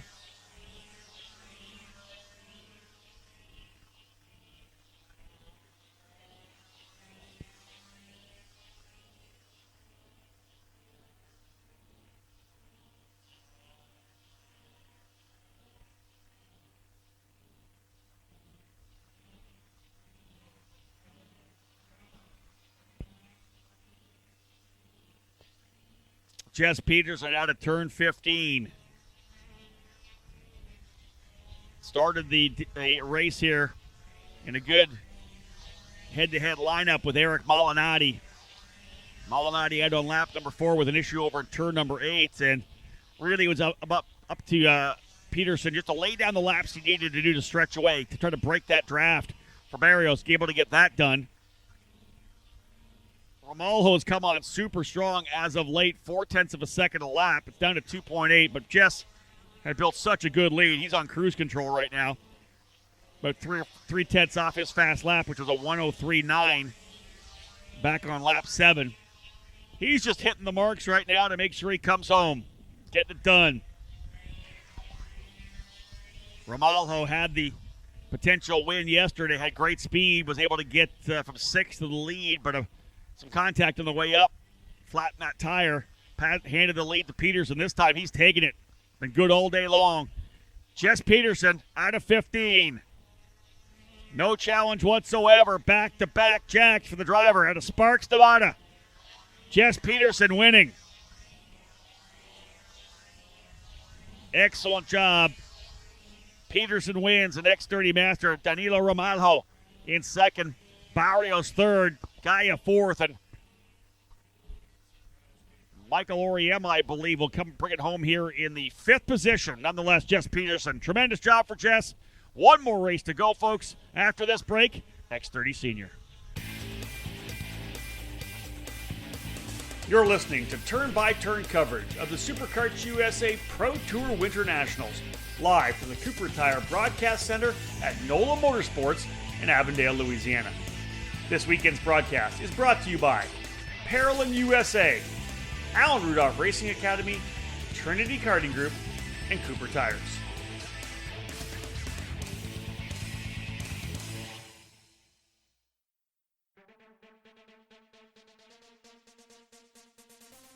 Everyone knows that Texas develops winning racers, and the Texas Sprint Racing Series is excited to start the 2021 season to get back to cultivating this talent. The first combined SKUSA and IKF series has been running since 2015 and was started as a grassroots effort to bring family racing back to Texas, has exploded into the largest regional series in the southern region. With 13 classes, including kid karts, and over $50,000 in prizes featuring Supernats and IKF Grand Nationals tickets, there is no better place to come race than the Texas Sprint Racing Series. This year's lineup starts with the winter warm-up at NOLA Motorsports on March 19th to the 21st. The second round, the spring roundup at NTK, will take place on April 16th, 17th, and 18th. Next up will be the summer shootout at Speed Sports on June 11th, 12th, and 13th. And the fourth event is our midsummer mashup at the brand new Kart Moto facility in Crescent on July 23rd to 25th. Our fall finale brings us to another new for us track at Amarillo Kart Circuit on September 10 to 12. As always, our end of the year banquet dinner and raffle will be held on Saturday night of our final event in Amarillo with a free meal and lots of incredible prizes. We hope to see you join the TSRS family. For more information, head to TexasSprintSeries.com.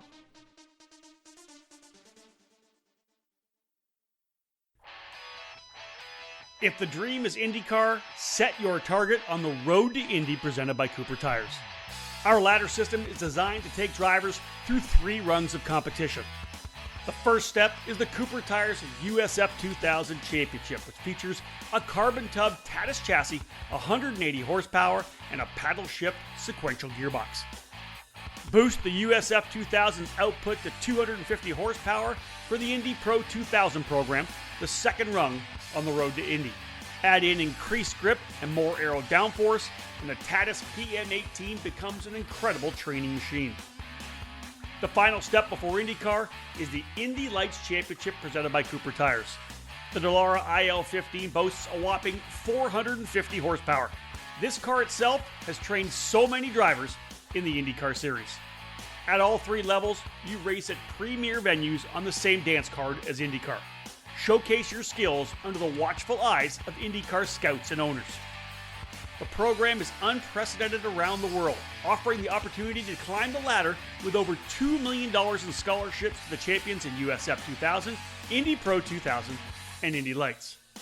Former karters fill the roster of Road to Indy graduates in IndyCar, like Joseph Newgarden, Pato O'Ward, Connor Daly, Jack Harvey, Felix Rosenquist, Colton Herta, Ed Jones, Charlie Kimball, Dalton Kellett, and Renus VK. Follow in their footsteps. If you want to race IndyCar, there is only one choice: the Road to Indy, presented by Cooper Tires. Now back to the Superkarts USA WinterNationals, live from the Cooper Tire Broadcast Center at NOLA Motorsports in Avondale, Louisiana, on the EKN Radio Network. Welcome back, folks. We have one more race for you getting set to go, and that is going to be the main event for X30 Senior. Let's have a look at the grid. Connor Zilich's going to start on the pole alongside Diego Ramos. Row 2, Hannah Greenmeyer and Luca Mars. Row 3, we'll have Thomas Nepfu and Jake Drew. On row 4, it'll be Jace Park alongside Nate Cicero. Capping off the top 10, Aaron Benoit and reigning champion Bryson Morris. Row number 6 will be John Burke alongside Luke Lang in All Texas row number 6. Then it'll be Alex Stanfield starting 13th alongside Max Opolsky. Row 8 will have Lucas Stako alongside Renato Jader David. Row number 9, Brandon Tyner and Ryan Norberg. On row 10, Nick Ramirez alongside Matias Ramirez, while Hayden Jones and Thomas Annunziata will be on row 11.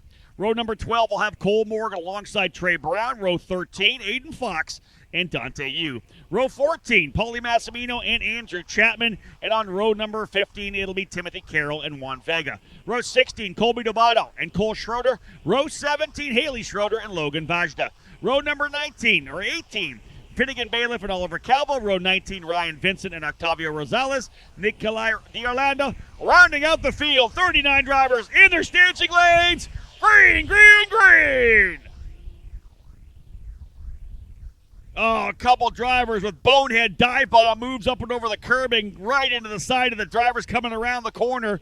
You can't make an entry that shallow and expect to come out on the other side. That driver was going to the tail of the field. We'll pick up who that is when they come back around.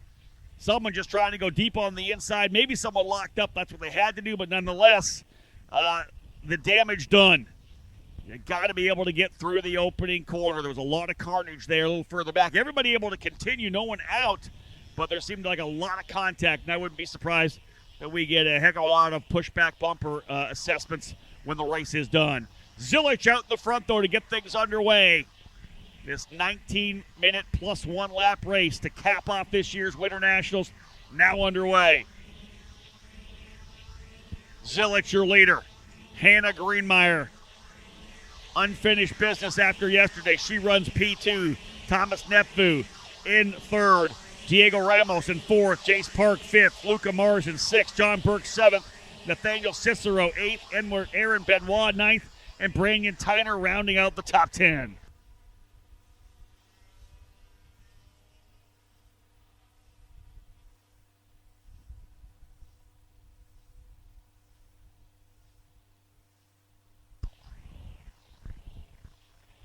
So the drivers settling in now to get things underway.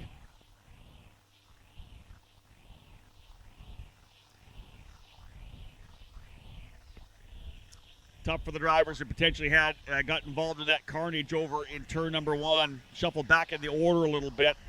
Number of drivers dropping down significantly. Bryson Morris, Alex Stanfield, Luke Lang, all those drivers getting collected there when some getting a little too aggressive into the corner. Up front, though, Zilich is looking good, as is Thomas Nepfu. He has moved his way up into the 2nd position. Nepfu runs 2nd, Greenmeyer 3rd, Diego Ramos in 4th. And a bit of a gap back to Luca Mars in the Trinity Karting Group. Tony Kart running now in that 5th spot. In fact, Mars and Park both with TKG, and they're running 5th and 6th very early in this race. You can see how the early storyline starting to play out. The field stretching out a little bit. The gaps developing based on speed and racecraft. That draft, pretty significant still. That wind aggressive in their faces coming down the back straightaway. It's been a big talking point this afternoon in the main event. Just how much of a headwind do they get when they roll into turn number 2? And we've seen it. Drivers lining up, especially the junior category. Here's the first pass for the lead, and that is Thomas Nepfu in the PSL Karting Burrell Art. Nepfu's gone to P1. We'll see the Canadian this year in the Cooper Tire USF 2000 Championship racing with Cape Motorsports. but still getting some karting in. In fact, he'll be at Barber Motorsports Park next weekend for the Road to Indy Spring Training event. Zilich is going to go back to the inside. Book it. He goes back to P1. Zilich lost the lead in 17, took it back in 3. Hannah Greenmeyer, comfortable right there, P3. She was definitely the driver to watch yesterday. Scored the on-track victory, but it didn't come to fruition with a pushback bumper that dropped her down. Only a three-second one, half the pushback, but the field's so tight up top, dropped her down to P5. Zilich, Nepvu. Now it's Diego Ramos into 3rd spot. Greenmeyer 4th. 5th is, I believe, Luca Mars. Indeed, Jace Park fell back a little bit. Driver has worked his way now up. I think it's John Burke now, up into 6th. Burke 6th. Then the 382 of Nate Cicero in 7th. 8th is Aaron Benoit. 9th, Jace Park. 10th is Ryan Norberg. Norberg up 8 spots, started 18th position, and he is now up into 10th.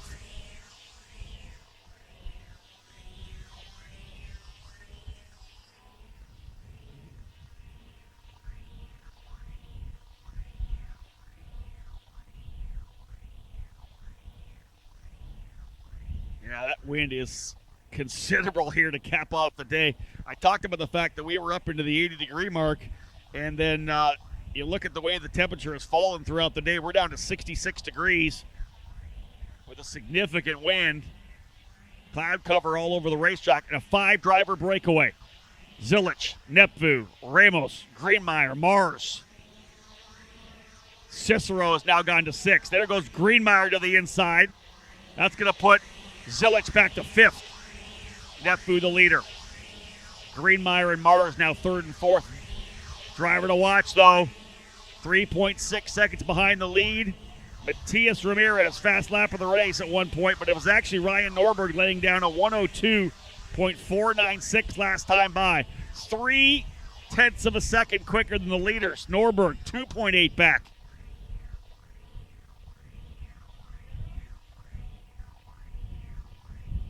Matias Ramirez, 202.414.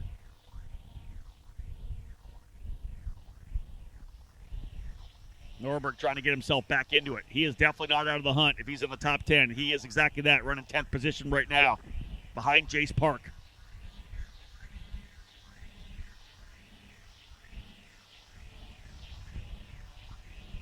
Again, a long race, 6 minutes in. Still 13 minutes till we see the white flag. There goes Norberg. Dink move to the inside at Jace Park. Book it. Norberg to 9th. Brandon Tyner right there with Park as well. Tyner's going to go to the inside. He'll go with them. So essentially, Norberg and Tyner coming through the field together. They were on the podium alongside Diego Ramos yesterday, 2nd and 3rd. And as the Rollison Performance Group had a fantastic day yesterday. Would love to have had the win for Hannah Greenmeyer.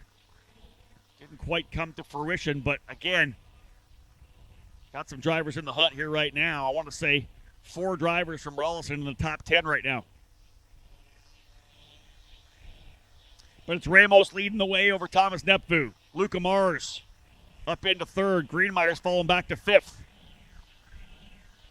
And that next group's coming.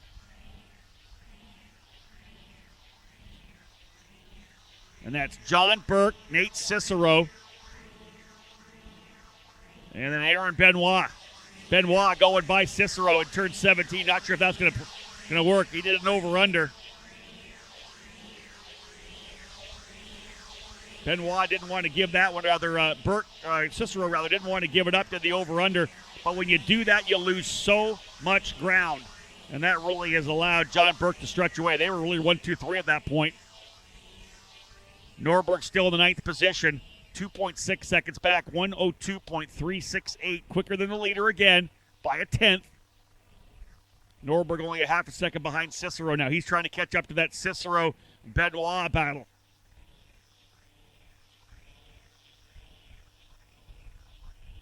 It's the one he'll want to try to see if he can't get by. In fact, he's there now. I think he's right behind Benoit. Cicero's in front of him.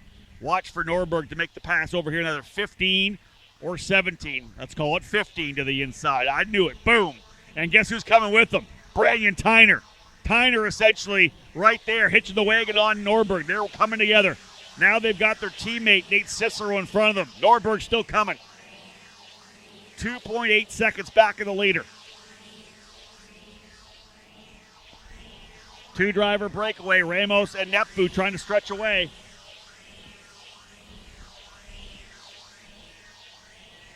I think that's Greenmeyer back to third. Hannah Greenmeyer back to P3. Zilich runs in the 4 spot. Mars and then Burke. Burke to the inside of Mars. Over in turn number 8 with a nice move. That was decisive.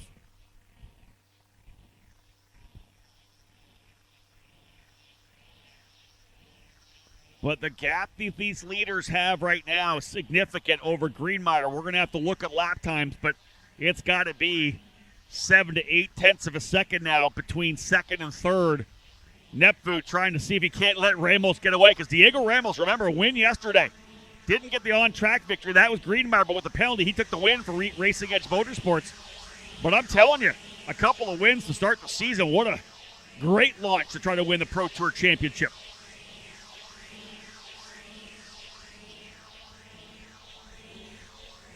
Ryan Norberg just set his fast lap again at 102.347, down to 2.7 back. Just to the halfway point right now, as we've got about 9 minutes left before we see that white flag. Norberg 0.2 of a second behind his teammate Cicero. Look for that pass to come soon. Tyner right there to try to take advantage of it as well. Don't think Norberg quite by yet. No, it'll come in 15. No doubt about it. He's close enough. It's not 15-17, but I got to think 15 again. No, not close enough for 15. He'll get the run out. Cicero doing good, actually holding them back a little bit. Norberg not close enough for a late breaker.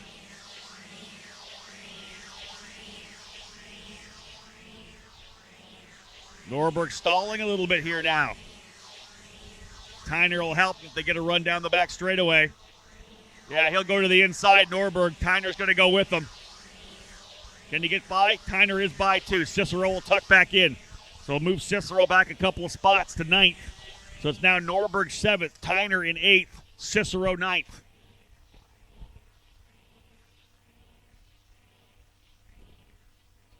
Quick shot deep in the field. Drivers have moved up big.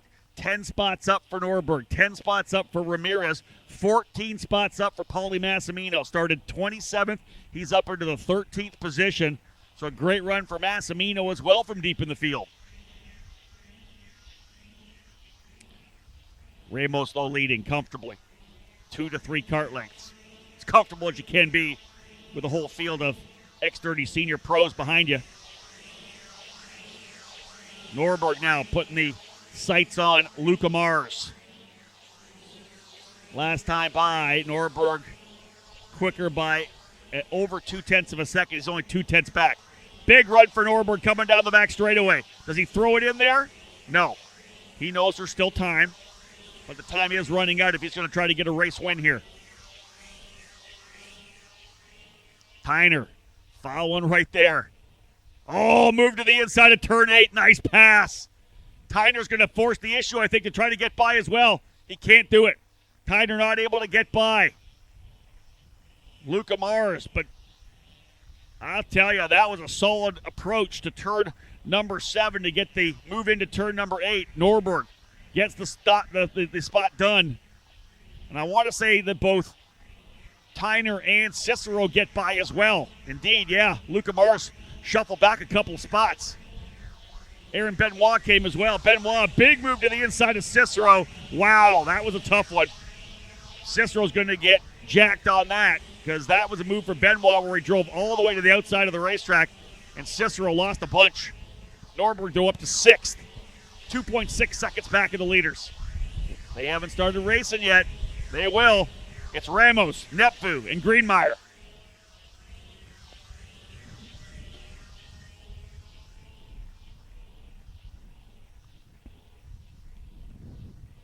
Six minutes to go. Round 6 laps, and you got to think left in this race.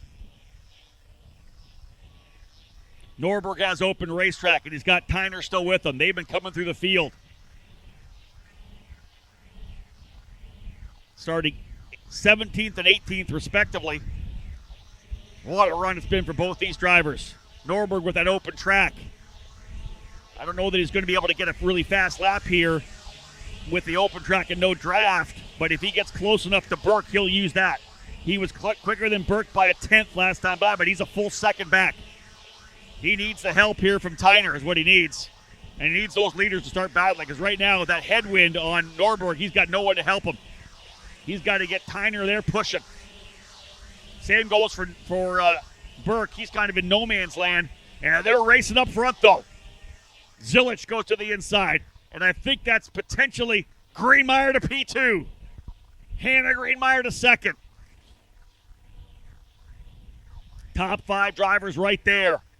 Norberg trying to close back up. 2.4 seconds between Norberg and the leader last time by. And they're going at it. It's Nepfu up front on the Borel. Nepfu leads. Greenmeyer second.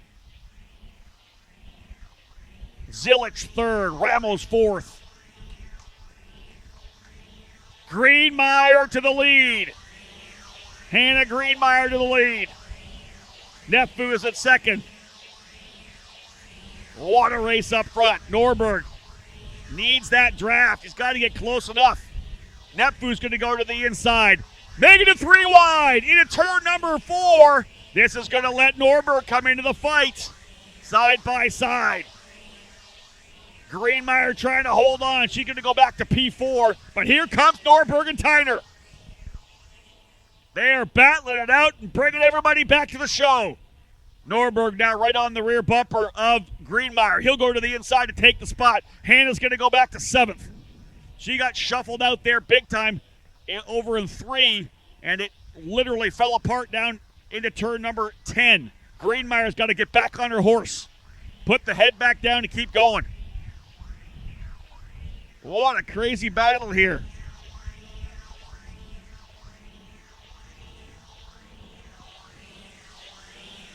Wow. Greenmeyer shoveled down. Nepfu the leader. Ramos second. Zilich third. Burke. Ryan Norberg 1 second out of the lead now. He's going to get a big run here and going to try to get onto the back of John Burke. Hannah Greenmeyer had held the lead, but again, kind of got hung out to dry. And then after turn number 3 and 4, it's such a technical complex of 5, 6, 7, 8. And you just get kind of hung out. A pass down to the inside of turn number 8, and you're hung out to dry on the outside. You just get outside of the lanes when guys make aggressive moves coming through those particular corners. We've seen it happen in numerous classes. 3 drivers trying to break away. Nepfu, Ramos, and Zilich. Watch for Norberg to pull the trigger here pretty soon here on John Burke. You can't let these leaders get away. Deep move to the inside. I knew it was coming. There's Norberg. He's going to push to the outside. Norberg now into P4. Ryan Norberg to 4th spot. Tyner now trying to go to work on John Burke as well. They'll need these leaders to battle it out. 2 minutes to go before we see.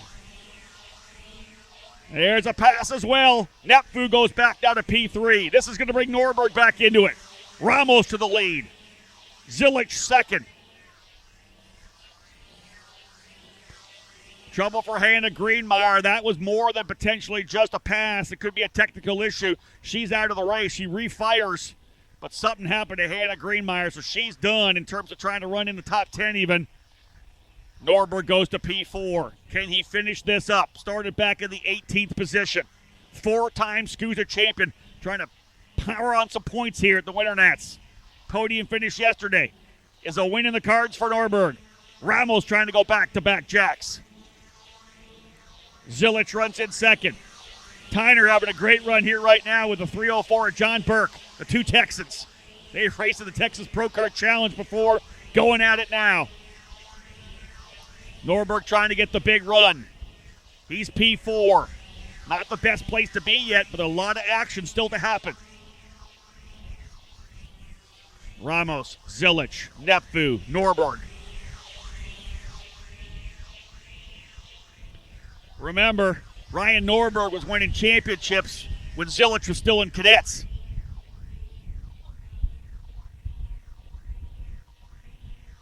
Norberg's there, P4.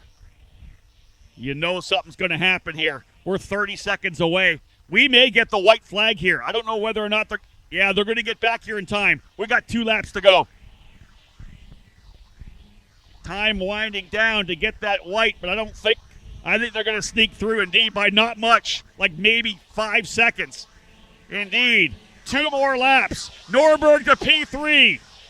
Norberg is into third. 2 more laps. We just hit the 19-second mark, or 19 minutes now. So this is it. Final lap will come next time by. 2 to go. Norberg in third, closing up. Ramos the leader. Zilich runs in second. Norberg is fine. Zilich to the inside of Ramos over in turn number 5. Great pass for Connor Zilich. He goes P1.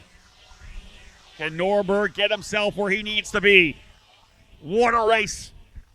Norberg coming from 18th. Incredible drive. We're not done. Norberg's going to P2. Norberg to the inside. Bucket in 12 and 13. Norberg to second. But this is giving Zilich some open racetrack. Zilich is trying to get away from out here. Norberg holding on to P2. Can he reel him in? You know there's going to be a big draft. They're going to work it down the back straightaway. They got to go for the lead. Norberg needs some help from Ramos. White flag flying at X30 Senior. Final race of the WinterNationals. Let's see if they can grab some turbo here down the back straightaway. No, Ramos is going for second. They're going to go 3 wide down the back chute. Nephew to the inside. Book it. He'll take second. Zilich is going to win this. They raced for second and not for the win. Zilich is going to have this thing going away. Now that's what happens when you race for second. I think they could have pushed all the way up to Zilich down the back straight, but they didn't do it. Zilich has got the lead. Nephew into second. Norberg thinking about points as well. He's P4. Burke 5th. Tyner 6th. Zilich all alone out front. Nephew still P2. Ramos in that third spot. Let's see what happens here. Ramos, does he try the dive bomb? If he does, dive bomb to the inside. Norberg trying to get a better run. Connor Zilich is going to win it. Ramos second. Zilich with the win. Ramos second. Nephew in third. Norberg 4th. Burke 5th. Tyner 6th. Mars 7th. Park 8th. Cicero 9th. And Matias Ramirez up 10th spots from 20th into 10th. But, folks, this was about a battle between some tremendous drivers. Ryan Norberg making it exciting, coming from 18th, got the second. And I think if they would have lined up, it wouldn't have been so easy for Connor Zilich. But instead, Ramos tucked to the inside. Nephew used the draft from both of those drivers going side by side to throw it in there into turn 3. The minute Ramos went, instead of pushing, it was all over. Had he pushed Norberg, I think, down the back straightaway, this would have been different. We would have been all lined up because there's so much draft there. But when Ramos decided to go and try to run for second and not for the race win, it was all Connor Zilich at that point. It was a 1.1 second victory for Connor. A great run for him as the winner. Diego Ramos ends up in second. Thomas Nephew in third. Ryan Norberg fourth. And John Burke rounding out the top 5. What a battle that was. What a finish to the racing here today. Couldn't have asked for much more, I'll tell you that for sure. It was a fantastic way to cap things off for the day. Well, folks, we knew rain was coming, did we not? It was in the forecast when we were coming down here. We got a ton of it before we got to the racetrack. But clean on Friday, clean on Saturday, and really just that little bit of rain we had at the end of the pre-finals, that was it. Made some things exciting in the main events as we had that transition in the KA100 Junior category. A couple of drivers on the dries taking advantage of it late in the race. Other than that, what a great way to cap off the day. And congratulations to all the drivers. Of course, we'll get through tech and get everything done before we do our awards presentations. But that was just some great racing and picking up where we left off from last year. Not able to get the race in the books in 2020 due to the COVID-19 pandemic. kind of unfinished business, right? Getting it done here at NOLA Motorsports, getting this Pro Tour started. Some tremendous race wins, and I'll tell you, we saw a lot of talented drivers working their way to the top of the box here this particular weekend. Looking forward to the next one. End of May, essentially, the week before Memorial Day weekend, we'll be at Utah Motorsports Campus in Tooele, Utah, for the Spring Nationals, the 12th, actually the 11th running of the Spring Nationals. No race, of course, last year. So the 11th running of the Spring Nationals will be at the end of May. We hope to see everybody there. Those of you tuned in live here on the EKN Radio Network, thank you so much for being with us. You can hear the wind whistling here. It's pretty chilly here in our Cooper Tire Broadcast Center, the outdoor booth here at NOLA Motorsports. Big thank you, though, to everybody from Superkarts USA for their hospitality. It's been a great weekend. Thank you to Trinity Karting Group for helping me out with a nice warm tea here this afternoon. It's pretty chilly up here with the wind whistling through. Again, thank you to Alan Rudolph Racing Academy, Trinity Karting Group, and Parolin USA for being our broadcast partners here this weekend. Thank you to all the sponsors of Superkarts USA to be able to make this event happen, this Pro Tour. Again, the Spring Nationals and Summer Nationals still on the docket for the 2021 season. Big shout out to Cooper Tires for being our presenting sponsor of our EKN Trackside Live Tour for 2021. Again, folks, that kind of wraps things up. And we do appreciate it. Award ceremony still to come, as you know. If you do have a rental transponder, please make sure it gets back to Superkarts USA. But otherwise, that wraps things up for our broadcast here on the EKN Radio Network. On behalf of Alicia Hodab, Superkarts USA, my name is Rob Howden. Bye for now.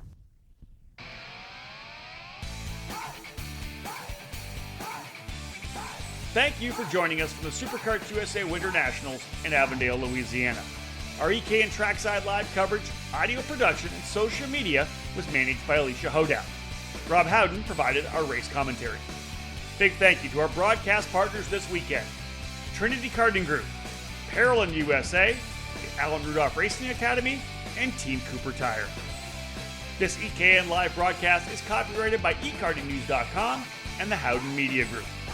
This is Rob Howden, and thank you for tuning in this weekend and throughout the entire 2021 season.